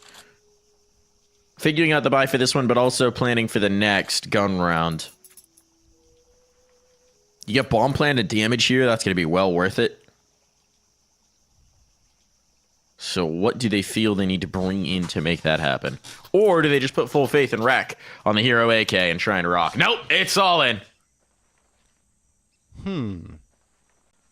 Yeah, I think it's okay. Like I was saying, I mean, they're probably on an eco in the next round anyway, so then they would only be buying up in the following round. By that point, your loss bonus will have built up enough that you'll be okay. Assuming, of course, that they lose the rounds, which is not a guarantee. They've got 2 rifles coming through here, a Deagle and 2 Tech 9s. Decent amount of util. Not everyone has any. Mobs and Swisher, notably low. But they're giving to the important players. Slacks, in particular, throws 0.96 flashes on average per round, which is matched by Stan. It's interesting to see how these teams kind of match up very evenly in terms of the way they deploy their utility. Well, Sin peering around. Oh, flag spike, something on my side. I'm not sure if you saw that, Mike, but players teleporting around a little bit. Swisher walks through, going to get nothing. Stanislaus sprays him down. Look at this space, though. M80. Yeah, look at this space for mobs. They have no idea. He's calling his teammates over because he's going to have this kill dead to rights on JBA. Now is he ready for the next? There's still Slight here, but Slight's now on an island, and Mobs knows his job is to cover off the choke points. Oh, wow. Oh, takes that a little bit too far, playing around the smoke, and now Slight can get activated, and Slight holds the line. That is a very nice play from one Slight on the tail end, but Sonic waiting around the edge of that smoke to see if anyone was holding the line, and he absolutely destroys Mobs and takes away one of the important pieces from M80's potential defense, and I shouldn't say defense, potential attack towards that bomb site and getting that plant. And by that point, Wildcard secured, and the force buy does not yield much of anything. Economy is still strong on the Wildcard side. They're going to go for an aggressive push towards mid. JBA gets the opener, and in fact, even with that, in that win on Dust 2, JBA hasn't necessarily been the one to pop off. It was Sonic previously, and as I say that, well, he's going to collect a few eeks, and that might give him a little bit more confidence. Grizz with the gentle tap to Swisher towards the tail end, and that'll make it a tie, 4-4. Wildcard feeling dang good about this now. Keeping it clean, money in the bank, something to fall back on, comfort to build. And they've really stymied what M80 want to do. Yeah, M80 have had limited buys in the last 2, but we know they can be dangerous with these.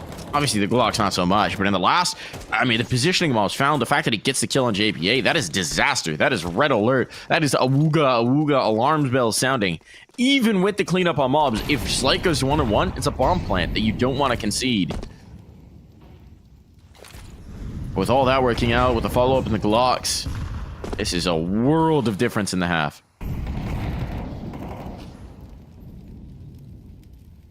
They got to take it all the way. Yeah. Talk about what happened when the side swap last time. They do not want to repeat. Need as many rounds here and now. With the money in your favor, with the pacing, and once again, they have left mid totally open. JBA going back to address it, but Malbs, he could just rock on through. Yeah. There have been vulnerabilities in mid and A here for Wildcard for several rounds. Just M80 aren't necessarily abusing it, and well, maybe they're realizing now that this space is available, but they keep going towards B side. Reminds me of Dust 2, right? Where they kept going towards A and weren't trying to explore what was happening in mid or get to that B site. So, I don't know. M80 getting tunnel vision. The degree of that, there's still plenty of time. Question is just, when does Malbs activate? He's the key. He's the one who can call for the rotations based on what he's seeing. But he's never gone up in towards that red room, never gone up over that lip, so he doesn't have that information. So now they fade into the 2-1-2. They've got aggressive B ramp positioning as well. So this flank is going to be fast if it does come through. A little bit of cave presence from Swisher. That might hold him at bay. In towards A they go. JBA and Sonic, what do they got? Sonic's got the A main player, and here's the transfer. All just on the slacks. Scraping a bomb plant, not even going to be allowed. It's Wildcard into the lead. Wow, Wildcard have really pulled things together in such a significant way. I mean, that's, what, 5 in a row now? M80, we're up to, I think maybe 4 in a row. But either way, it's like a lot of rounds that Wildcard have strung together. M80 are starting to look like they're falling into the traps that Wildcard want them to walk into. They're getting funneled in the direction that has the majority of the Wildcard players. And even there, you see that. I mean, they're running out of time, obviously, but thinking that no one else might be nearby, planting the bomb, and there's a player right around the corner because they read exactly where M80 were going to go. Timeout used. Second one already for M80 as they try to compose themselves here.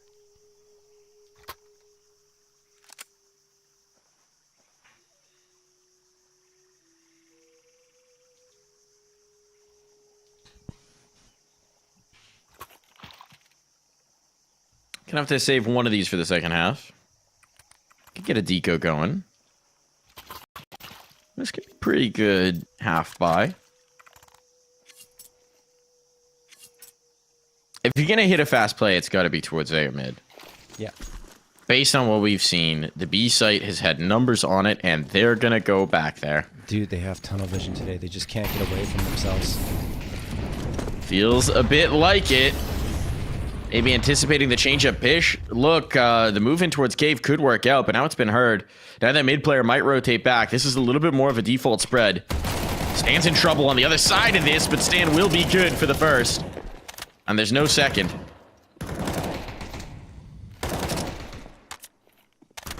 They're stuck. Need to get up ramp. Need to get in towards this B site now. They've already telegraphed it, and they've got no real utility to spare. It's going to be headshots or it's going to be nothing.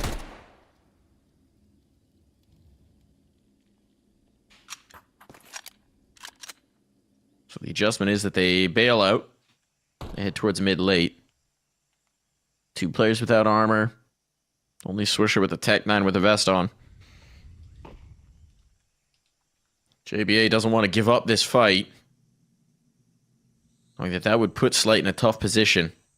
But he's been very good through these last few rounds.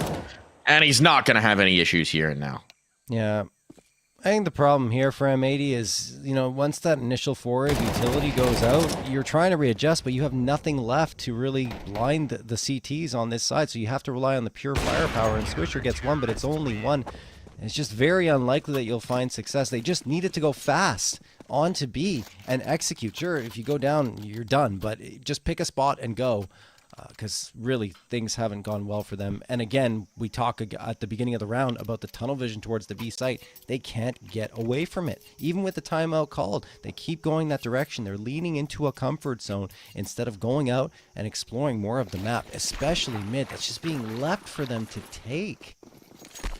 Maybe not this round, though. Looks like Wildcard want to make a little bit of an adjustment. The Incendiaries are going to get thrown, and I mean, just when you try to adjust yourselves on M80, Wildcard has the perfect change-up to their defense, and Stanislaw gets the opener already from Jaguar. Wildcard appear to be wrestling momentum out of the hands of M80. I would argue they already have it. Decidedly. Decidedly, Sonic with one in towards mid. These are isolated fights. Swisher, though, finding Stan. That puts pressure on the B site. Problem is, without that mid control, it's going to be a long rotation for Rek and Malbs to get back over here. Atsushi needs to hold on to this positioning when a window peak could come through at any time. Seeing nothing further in towards mid. Slight even comes off of this site. They've got the read and then some. There's only 2 rounds left in this half, so they're okay to risk this. To see if they can't just shut this down with 3 players on towards B. That's been the tendency for M80. We're going to be headed right into the jaws of this defense. Grizz and Cave. He's getting active. Hold on. Rek finds the first. Does he expect the second? He does indeed. Rek might do this. And just like that, the stack is gone. Wildcard wanted a little information, and it has cost them. The bomb now being planted. Sonic, there's plenty of money. There's no reason to hold back, so he'll give it a try. That's going to be a tough ask. He's past the smoke. Might catch them off guard. There's the flashbang, but oh, the turn is beautiful. Next one found. There's the swing. Mobs puts this one to rest, and M80 find a 5th round to break up that streak from Wildcard. Yeah, despite themselves going back to that B site again, Rek is able to crack it through. I think it's because Wildcard just getting a little impatient, right? Going down that ramp, Rek delivers a couple of frags. Swisher afterwards on the tail end gets one on the other side. And Wildcard only had 1 player left in that situation, and it was perfectly traded by M80. So, finally, the patient play towards that B site pans out for them, heading into the 12th and final round of this first half. Wildcard throwing a ton of util out towards mid, and 1 in return on the M80 side. That's the Molotov for Cubby. Good smoke from Wildcard, from Donut. M80 might just push through this, though, and I think they're going to. Yeah, they're just coming right on through. No one is home. This has been the story for the majority of this half. Wildcard throw some early util and then leave mid free for the taking.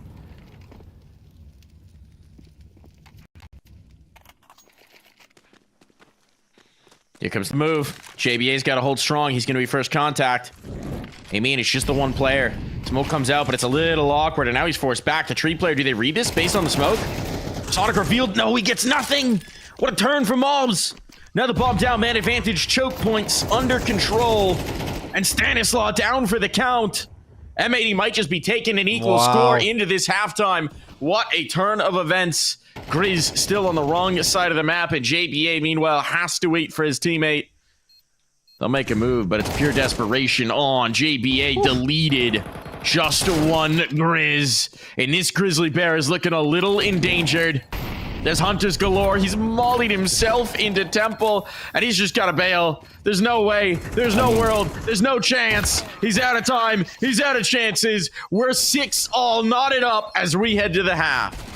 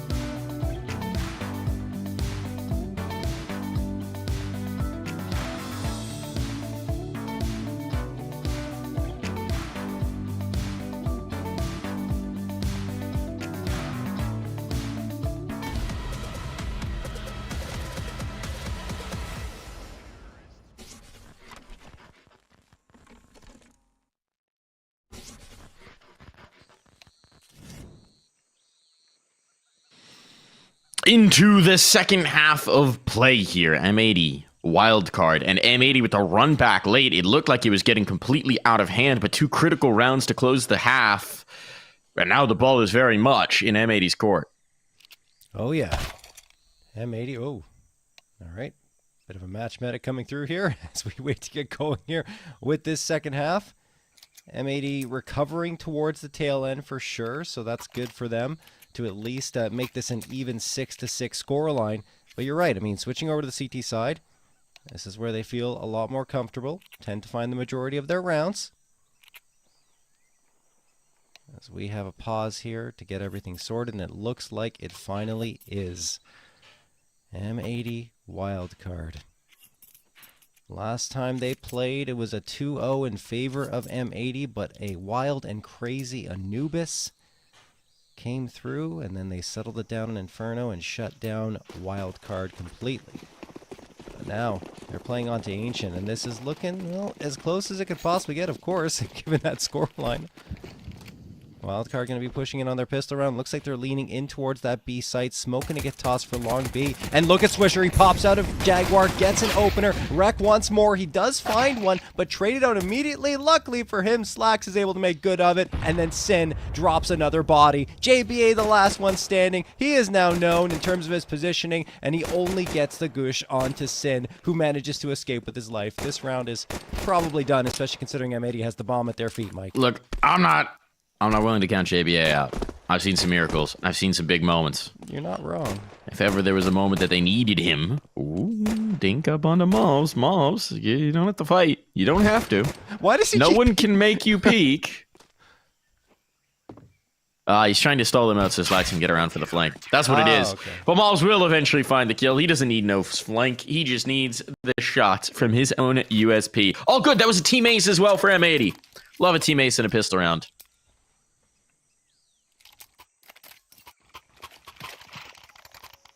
Can't ever hate a team ace. With everyone getting implicated there for the M80 side, they've retaken the lead here. And on the other end, Wildcard are opting for the force up despite not getting the bomb plant. They want to try to make it work with the 3 techs and 2 deagles. Utility comes out as well. Slight's going to toss an immediate nade here. They want to gain this space with Jaguar. It's a good idea. Right plan. And Stanislaw executes it to perfection. Also gets himself an upgrade to an MP9. And Wildcard have actually isolated one player on B. That is Swisher. And he's fallen back significantly because he doesn't want to take close range engagements. So kind of playing for retakes at this point. And Wildcard may just deviate away from the B site because there are 2 players that are towards elbow and leaning into A main.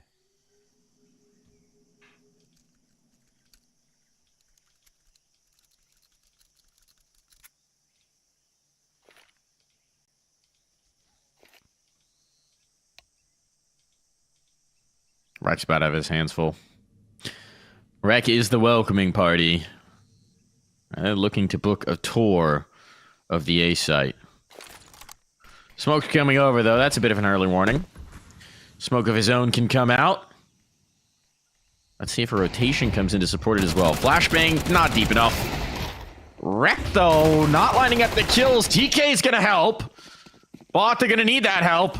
This is a lot of trouble now on. Looking for the spam, the flash through, not successful. It's a low percentage play, and the percentage has not worked in their favor. Swisher with 1. Choke point clear. He just spotted. JBA needs to move. He should know where both players are. No kit. But you're right, he's got to go quick. JBA slipping in towards Temple as well. Oh, they're doing a great job of this, keeping him from finding an engagement. He knows. He knows. This one might just be done. Just going to go for the stick. Just going to go for the desperation. But Stan's made enough of a move to keep him off of it. Now with that confirmation, he's going to confirm the round as well. Wow. Stanislaus standing on his head with the Tech 9, leading by example. A 4K in a force buy without the bomb plant coming through in the pistol. A ballsy call from Wildcard, but those are the types of calls that can make or break a team against a squad like M80. Wow. And they get the upgrades on top of it, an M4 and an MP9. M80's broken in terms of what they can afford, so they're going to have to go for the 4 spy. Let's see if they can return the favor to Wildcard. Rek has the smoke ready. He's going to toss it. Charging right through. Rek's gone. Deleted. Doesn't even get to do any damage. They are so aggressive with this take that M80 are blinded, smoked, mollied, everything. They cannot gain any ground. Chris, with that kill, has just locked this in. If there was ever any doubt, certainly not anymore. M80 have to tuck tail, back away. Pull the eject. There's a lot more work to do this out, but I don't know, John. A little magic in the air here. It is starting to feel like the full 4-map series might be a distinct possibility. Mm-hmm. Starting to have little thoughts of Anubis creep into my mind, and we set the stage for that one. That could get real spicy. Oh, it absolutely could. Wildcard were very close the last time to closing out M80 decisively, in fact, before M80 was able to recover. But, I mean, even Wildcard probably thought they could have taken that. And I think when we spoke to Horvey yesterday, he said that he felt like they could take that map and just made a couple of mistakes, unless I'm mistaken in remembering that. But either way, like, they do like their Anubis. They're confident in it. So if we get there, M80, I mean, going to be looking at the possibility of seeing that map advantage not even matter in a BO5. Grizzly just completely drive by his Melbs, and he's going to walk in towards the A site. Wildcard wasting no time on these anti-4 spies and anti-ecos, gaining the space and getting into the faces of M80. This one's already done.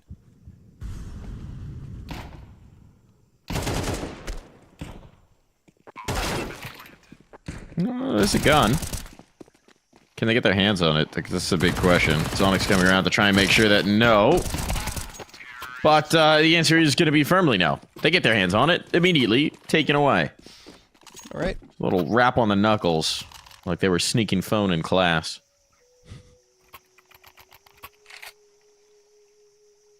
I can't say I ever actually had that in school, John. I don't know if you did. A phone? No, like someone whacking you on the knuckles for messing around with something you weren't supposed to. Never, no. Yeah.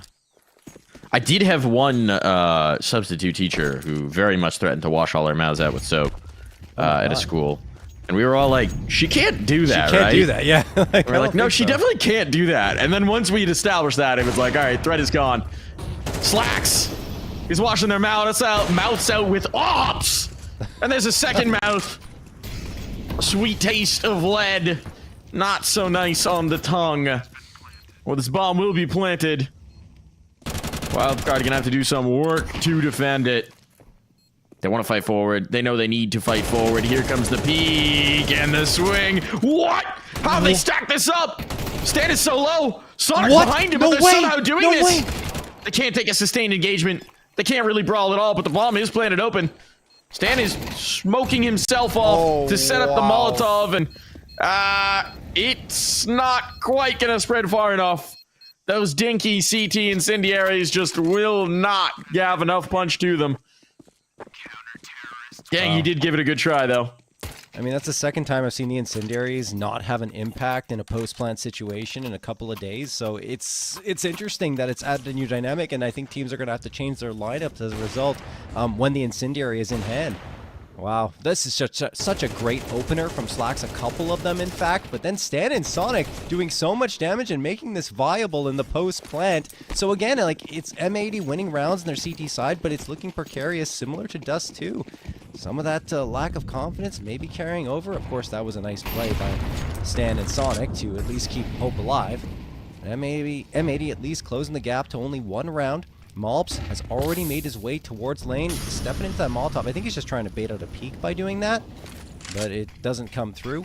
Wildcard, 4 players heading towards mid. Rex waiting right here. Great flashbang by Slight to help support, and Stan gets another 2. He is on fire here on Ancient. Swisher manages to get one back, but, I mean, they're both on the B site. Luckily for them, it appears as though Wildcard want to head in their direction.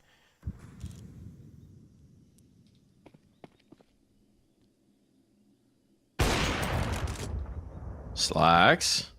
Now they've seen the op. Now that they've seen the op, they're continuing to press through. They're thinking that no way M80 expect us to peek this again. And they're right. Oh, they have utterly bamboozled M80. What? The bomb's going to be planted on towards B. They're so confident. Of course, you've seen the op. Why wouldn't you go A? Actually, JBA hucking a smoke. That definitely is closer to the map than it is on the mini-map. But that has completely sold it. And by the time they realize, it will be too late. The best part was, because of where Slight and JBA were, they heard the footsteps in towards B main. So they realize what M80 thinks, and then they huck this smoke out to hold them in. So it has to be the save for M80. Wildcard on to double digits. Wow. I mean, just a great play from Wildcard, anticipating that M80 would rotate. Or excuse me, yeah, anticipating M80 would rotate after the op comes through and gets that frag, but it's unbelievable stuff. I mean, they're like 3 moves ahead. It's like a chess game where Wildcard are just winning at every single important turn. 2-round lead gained. I'm just surprised that M80 completely abandoned that B site without just leaving it, like, wait a little bit longer, maybe fall back towards CT instead so that your rotation, your path towards that A site isn't as long. I don't know. There are just so many question marks I have for the way they played that. Anyway, Wildcard doing a great job. They're just going to charge him. Why not? It's worked so many times. Again, they get an easy trade. Malbs comes out. Gets one. Only one. Slight with the op headshot indeed. On to Malbs. 3v3. Sin trying to get back in here. Slight watching towards CT. Sin over the top of the smoke. No, he's actually just hiding in a cheeky spot. So once that smoke fades, he might have an edge. But, I mean, bomb plant, they don't feel comfortable. They might leave. Eyes on Stanislaw. He's securing so much control here. But hearing this rotation in towards A main, Sin has to be aware that there's the threat in towards mid. He's just missed Stan, though. That's the problem. They clean out Slight. Man advantage found. Slight's being, or Sin rather, is being proactive about this. He could actually catch the bomb coming through the doors. Stan's trying to fight this up, but they've already figured this out. If he catches the bomb, oh, it's all over. It may not matter what Stan does, and he won't be able to take it a step further. M80 survive. These rounds, they ain't comfortable. It is much like the comeback on D2. They are touch and go all the way. But M80 are keeping this tight. At a certain point, I mean, you have to give credit to the other team for making M80 uncomfortable, and Stanislaw in particular. Like, some of these calls, the rotations, the way they're playing it is so intelligent, and making M80 second-guess themselves so to the point where they're just not sure where they need to be or to go. They do figure it out in the end there, but it felt like Stan was going to bamboozle them once more. Slight gonna run right through this Molotov to gain the space in towards top mid, and he hits the shot on Malbs! Wow, Malbs was lined up for that as well, but doesn't happen. Slight getting sprayed down to 20, but the important part here is that Wildcard still have all 5 alive.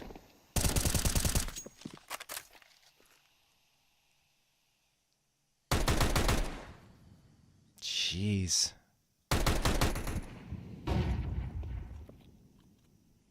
Jeez, indeed.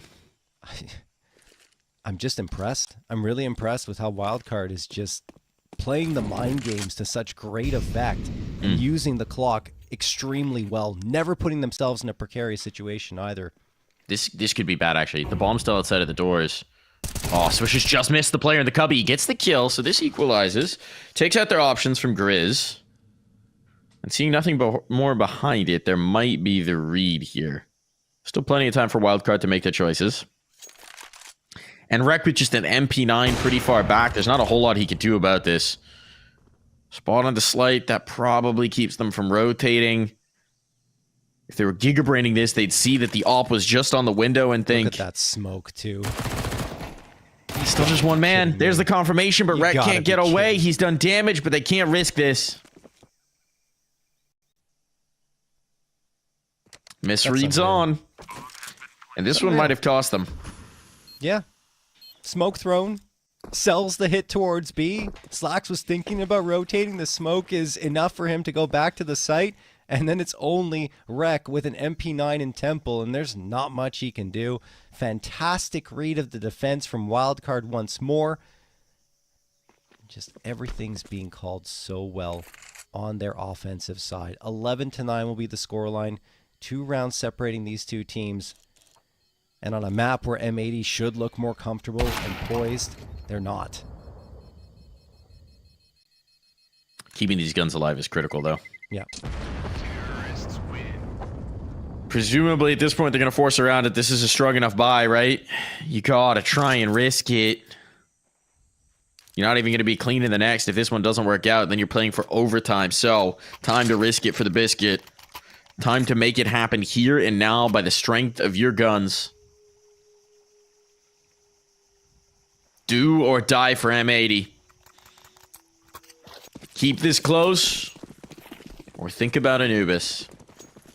Wildcard are so close. They just need one more. Mob's tight to the smoke. Oh, they've overlooked him. He gets 2. The third, not quite found, but damage done. JBA painted into a corner and now dropped on down. It's a disaster. They have slammed straight into the brick wall named Mobs. He's been quiet this map. Not up to the standard he set on Inferno, or even Dust 2. But if this is the moment to come alive, then M80 will be grateful. Still more work to do. There's the op spotted out. Now they know where Slight is at the bomb as well. I bet you they rotate off it. I mean, there's still so much time. They spot the bomb. They're thinking, okay, let's lean towards the B site. Wildcard wants exactly that to happen, and indeed, they're going to go have a peek towards mid to see what is happening here. Slacks into CT, still has not bit, and there's a shot towards Rec that might pull them back in towards A.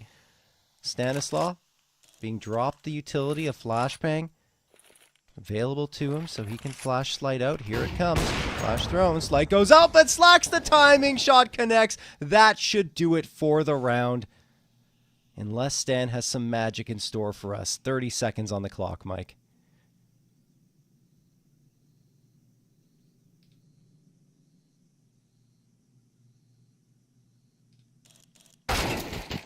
Oh, the timing on the unscope. That's brutal.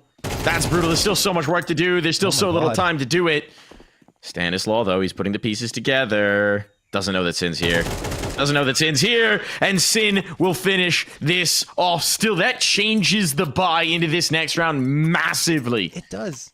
And it changes the confidence again for M80 because they can't seem to win a clean CT round. It's just not happening. Stan is causing them headaches, whether it be with his calls or his rifle. And he almost manages to make that one work. He just runs out of time on the clock. I mean, if he was... The timing is brutal here. Yeah. It's ridiculous. Unreal. It's unreal. And I mean, look, if he has 15 seconds instead of 8 seconds left in that situation, maybe he clears out Sin. Maybe. Jeez. Just... unreasonable. I'm impressed. All right, they're half buying into this. There's not a lot here for a wild card, but they're actually betting quite a bit. This is kind of interesting, because at this point, you're kind of half in, you're kind of half out. I don't know that you can necessarily put more around it. No, they're risking it all. They're wagering everything that they've got. It's a little bit of extra cash on Stan, but this could be very explosive indeed.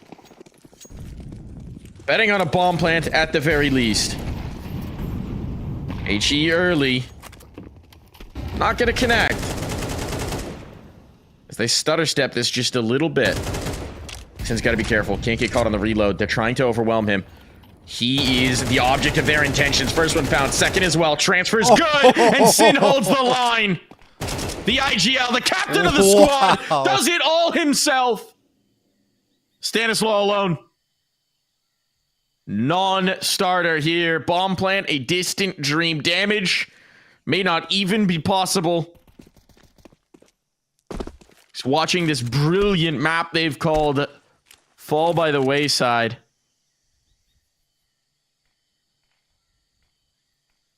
And he knows how important this was, how important that bomb plant was. That's bad. Ooh, that's bad. It doesn't matter how you win. Yeah. Only that you do. An ace for Sin to tie up this game. I mean, the only thing maybe that went against Wildcard there is that they've tried to pull this off before. It worked the previous time, but M80 likely wise to their tricks. And Sin was just absolutely and totally ready for that. What a spray down, and then the follow-up taps to the heads of both the last two players. My goodness, Wildcard are on an eco now. They've pulled off magic before. M80 can't be too comfortable here. Rek is so far up. Slack supporting him, and now he can get on the back lines. They have no idea he's in here. Slacks continues to connect shots. Rex flicks around to try and find Grizzly and does, and now it's only Slight left standing with a deagle towards the B site. Bomb is lost. This is a 12th for M80, Mike. Bang on. Unless Slight finds an absolute miracle of play here. This is bang on. Position's actually pretty overzealous. Hold on. Why'd they leave the bomb? Yeah. I'm not really sure. They might be thinking that Slight could have hero bought and there'd be something worth taking away from him. That's not going to be the case. Now he's tagged up. Swisher's chasing him off. He never got his hands on that gun. So Slight is just trying to be, I guess, a gremlin here in their midst. Just make it annoying. Find some sort of impact. The player towards Cave will have him dead to rights. And it is going to be 12 for M80. They reach it first. Wow. Battling from behind for so much of this map, and now a chance to end this series, to mark themselves the champions of Season 47 of the ESL Pro, or Challenger League, sorry. Not Save it for next yet, one. Mike. Yeah. That's going to be Season 20 of the ESL Pro League. Yeah. Where they'll get a chance, and, well, here's good practice. Oh, man. You got me dreaming now, Mike, of an NA team in a grand It's a long final time Pro till League. September, man. Oh, boy. Look, the great if, part is... Sorry, Stewie 2K can come off the bench after 2.5 years and lift a trophy in Dallas. It's time for a little NA magic, baby. Sin, So. gonna bring some imported magic, shall we say. Get an opener for the squad. He's in a tough spot. Stan could cause problems. And actually, they've heard Rek rotating off. This is a little weird. They had no idea how far Sonic was forward.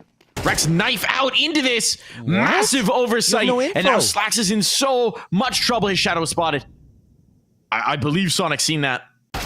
He's pressing forward. Yeah, he's got the peek. Goodness. And he might have just ripped this site wide open. Oh, huge kill from Mobs. But the bomb's going to move in towards B. They've completely vacated, and the rotations off have been heard. JBA's selling this. Slight and Stan will be moving in towards B. If JBA can get any further damage, this would be tremendous. There it is. There's the kill. That might have just tipped the scales of this into overtime. Yeah. Bomb's not planted yet. They want to keep the doubt in their minds. Where is this coming from? They have to deal with JBA before they can even think about a retake, and they don't even know. They're just kind of piecing it together now. They've been bamboozled, and JBA, he's getting the last laugh every step of the way. We're going to OT. JBA's been a lot quieter than he was yesterday, honestly, but man, what a round for him. He goes, lurks towards the A site. His only job is to sell the hit. And he already did that so well, making a ton of noise. Util's thrown great. He gets one frag. You're like, okay, JBA, this is more than we asked of you. And says, no, hold on a second. Hold my beer. I'm going to go ahead and get the last two as well and keep them on this site. The bomb didn't even need to be planted. That's the craziest part. The bomb barely even gets put down to dirt, and Wildcard take it. That is just how well they've played this map on their T side. M80 are in a bit of trouble as we head to overtime. Good opener from Slacks. Rek gets another one, and oh, Grizz is right there to trade out Sin. Still a 4v3 advantage, but I think M80 are getting frustrated, and they're going for aggressive fights, which is working for them right now. Yeah, I mean, CT aggression tends to work. You just need a lot of utility behind it. Now that they finally cracked through to overtime, they don't need to worry about that cash. Not nearly as much. But they had their chance to close, man. They had their chance to close. That's got to be gnawing at them. Rek losing track of the mid-spacing. Knife out into his demise. Jeez, man. That's just, Credit on to Sonic. Brilliant bit of maneuvering. He is great at exploiting those gaps, at finding the feel for when he can move forward. If they make it to Anubis, he deserves a big old pat on the back. A hearty handshake. But for now, Mob's trying to deny him any grace.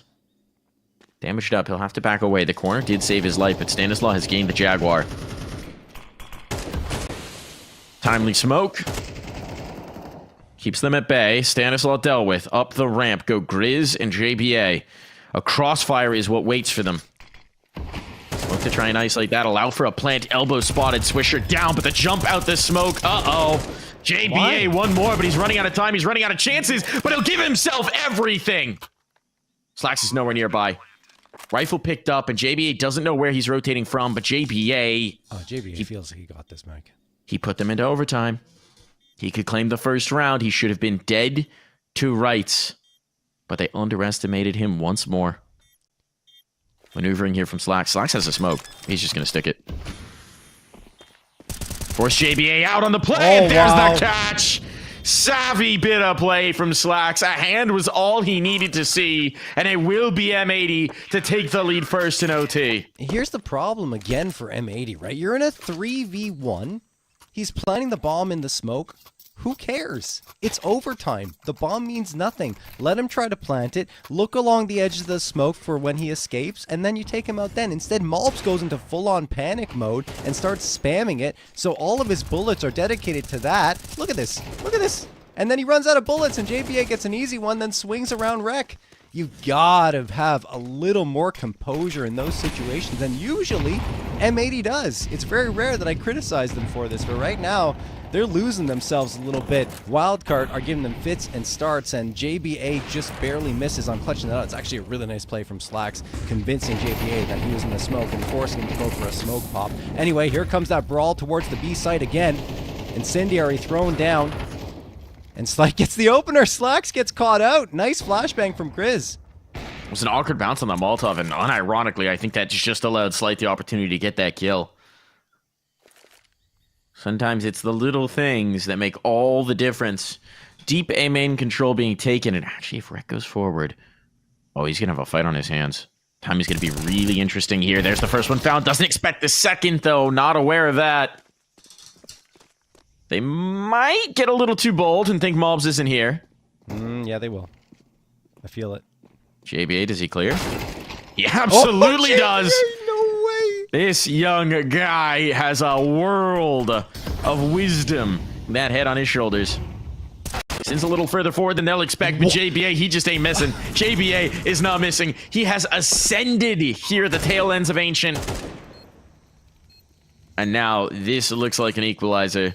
And it's all down to JBA. Oh no, M80's in trouble. They're in trouble. This is the JBA we saw last night, and he gets the 4K on the round. He was so powerful against Nouns. He wasn't held down on any of the maps, and I would say they kind of did a good job on the first two of making sure JBA didn't really activate, but he kind of thrived even towards overtime yesterday, especially in the first overtime that they had. And here it is. It's lighting a fire under him and the rest of his team, powers him to a 13th, and on top of it all, even though M80 is winning those CT rounds, none of them, not a single one, has been done comfortably. They've been threatened every single time, except maybe on that one where there are only pistols from Wildcard coming in. And that doesn't really give you that much confidence anyway. No, certainly doesn't. Certainly doesn't. Oh, trade there. JBA down for one. It's much like Inferno. That's probably a price you're downright happy to pay. Yeah. The ramp progression could be perfectly timed. They've just pulled off of this. They might discount it. And as they slip away, they stack up. Almost on the turn for Grizz, but it's an advantage now for M80. And Wildcard, we've seen them do this again and again. Okay, we lost the bodies here. They're going to rotate. They do. We're going to move into the void they leave. Oh my god. It's actually the instant read. It's exactly the opposite of your expectation. M80 are always trying to be one step ahead, and Wildcard know it. This is just figuring out your opponent's tendency. It's like figuring out what a tell is and someone's playing poker with you and not not letting them know. Rex and here, then though. immediately abusing it every time. He is. Did Rex just give up a footstep? That Yeah. utility's going to confirm that there's presence here. The ramp smoke. Now they move. Does the molly? I think it's a tick too late. He's waiting to see if the bomb plant comes through. He slows this down. Their own Molotov actually keeps Rek alive. Huge play here. Time's getting low. Reinforcements on. He's done a good job of denying the initial bomb plant. They will get the numbers punched in, but now it's Sonic and Slight. Slight strikes first. Trade it out. It's all onto Sonic. He's down to 27. Slacks. Next bullet wins it, but Sonic playing the close angle against the op won't matter. Slacks brings another one through. Advantage for M80 as we swap sides.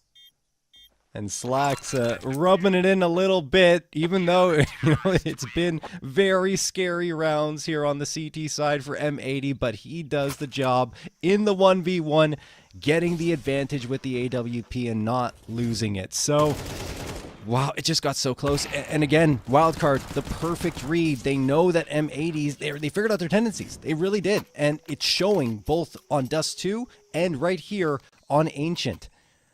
M80 need to be perhaps a little more patient with the way that they're playing on their CT side and how they're rotating. Anyway, they go back to their T side, so they don't have to worry about that as much.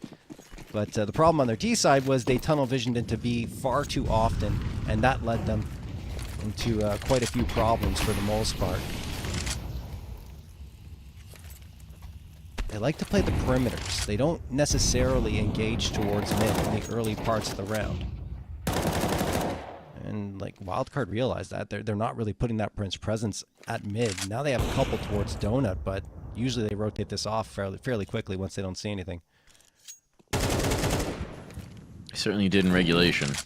Yeah. Cave control being seeded. A lot of utility was already spent early on, so Stan does not want to get caught in a situation where he's stuck in one of these corners as a molly comes through. He's just been reinforced, actually. Given an incendiary of his own.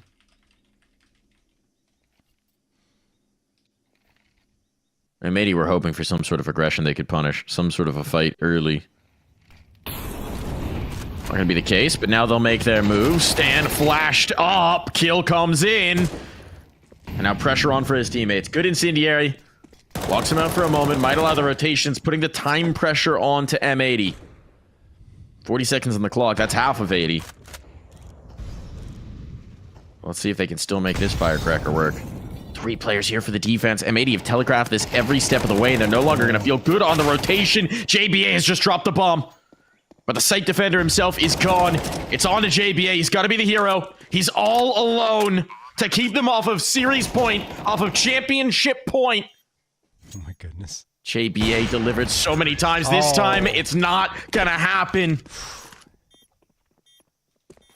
Wow. You never feel like he's out of a round, even in those types of situations. And certainly got the dink, but not the frag on the player playing towards ramp. And then, well, it was all over for him as he came around that corner against the op. So, series point available for M80 twice here in the first overtime. Wildcard, even if they lose here, Mike, honestly, have played an incredible BO5 up to this point. Ancient in particular has been it's been fun to watch. It's been fun to watch all the strategies that Stanislaw has employed, the reads they had against M80, but it may all come to an end right here. Stanislaw getting sprayed down to 13. Grizz wants to go for some aggression. Sin's waiting for it. There's the Molotov and a flashbang thrown. Grizz won't escape. Sin finishes him off, and we already have Stan very low in a similar spot. He has to be careful that Nate tickles him for a little bit of damage, but this may be the end for Wildcard in the grand final. They're in so much trouble. They're in so much trouble now. Pieces coming off the board. They need a hero.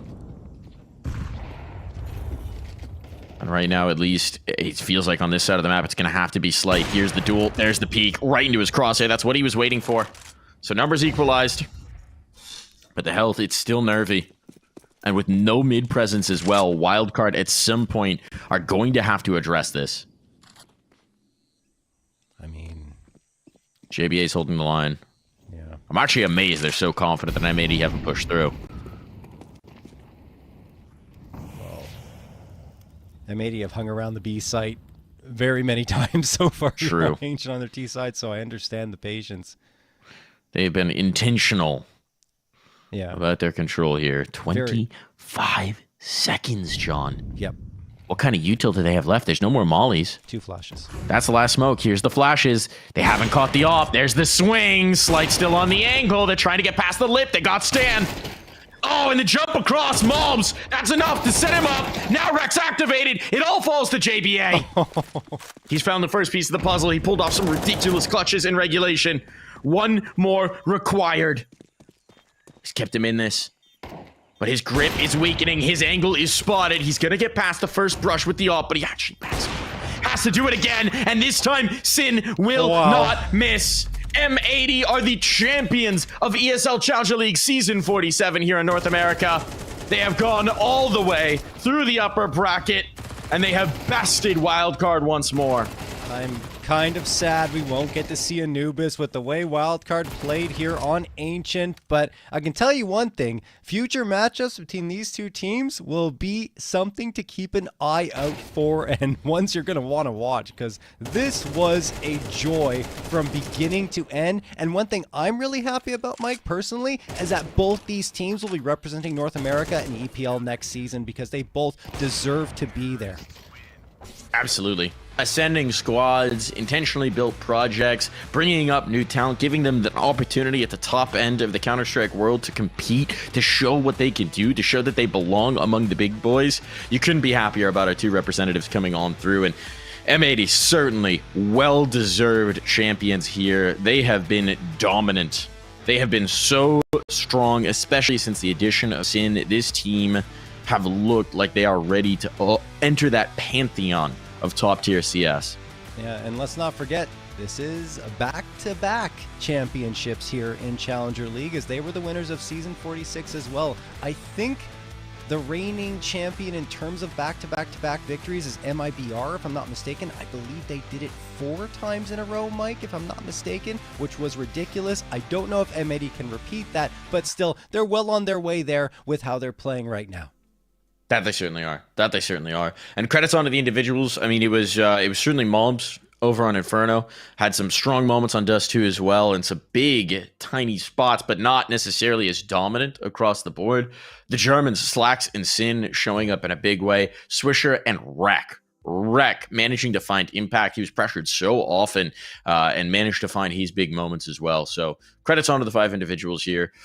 On the other side, man, we got to talk about JBA. That last Ancient, he stepped up big when the moment was brightest, when the pressure was on, and that's something that's awesome to see from such a young guy, from such a young player. That when the tension is highest, when the map could be slipping out of your fingers, you seem to find another gear. Yeah, and he really helped them in overtime to give them that extra boost upwards with that 3K in the 1v3. Unbelievable clutch that he pulls off. It's just the control that he's able to gain is crazy.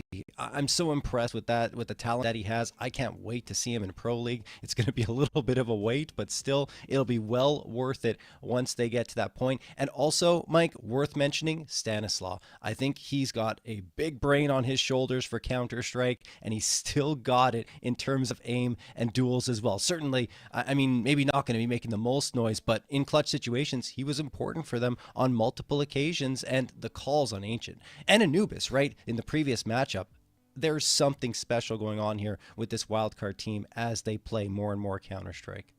Absolutely.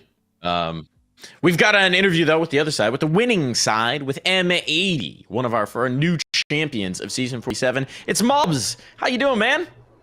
Hello. All good. Pretty happy with everyone. That's got to feel pretty dang good to get the title. You were pretty dominant as an individual. I want to cast your mind all the way back. It's a while now. Let's talk about Inferno, man. What's going on B? Can anyone keep you off that site? I don't know. I'm pretty aggro, you know? Aggro player. They cannot counter me. I'm just abusing people, so, you know? Yeah, I mean, talking about aggro, I think you guys were trying to do that on Dust too, but it felt like things were falling a little flat. You guys looked generally uncomfortable. What was your approach initially going into it, and how did you try to adjust and adapt to get back into that one? The thing with Dust 2 is that we haven't had much practice because, you know, we haven't had the time to, like, we have just gone through, like, theory overall of the map, but we haven't had the chance to like practice against good teams and stuff. So I don't feel like we have that good feeling of the map. Like honestly, I feel lost on the map still, and it's just because we don't have too much reps. And personally, I don't like the map, so 2 factors over there. Okay. Fair enough. But yeah. I think it's Fritz in the background.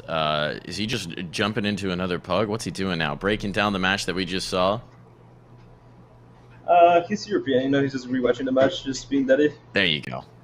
Instant demo review. Oh, Get wow. better for next time. Look, you had a tweet today.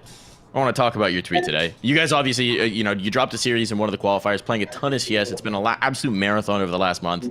A little bit of maybe some frustration for you, some of your regional rivals, bringing up old interviews at awkward moments. Did you have a chip on your shoulder coming into this? Was it like, what the hell, guys? Like, we lost 1-BO3.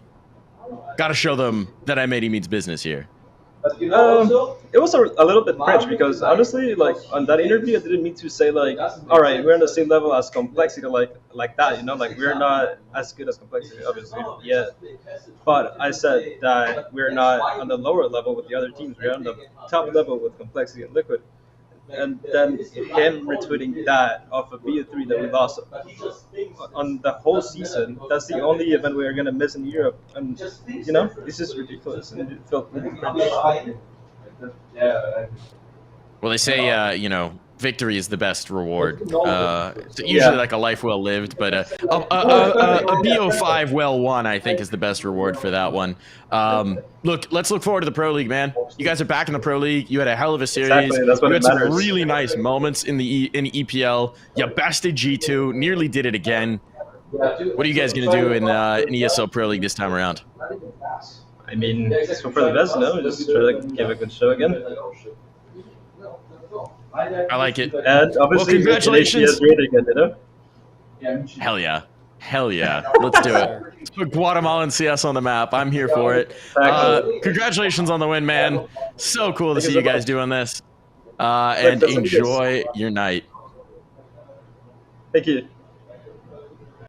Thank you, man.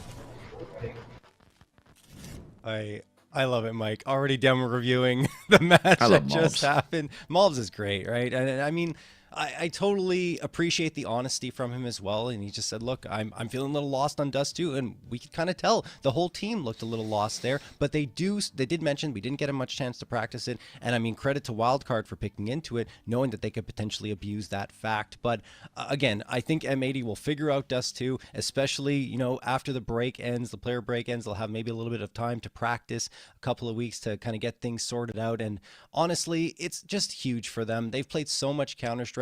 They had that resilience against the Wildcard team that was really trying to abuse all of their tendencies, and they still come out with the win on Ancient. So there's a lot to celebrate on that side.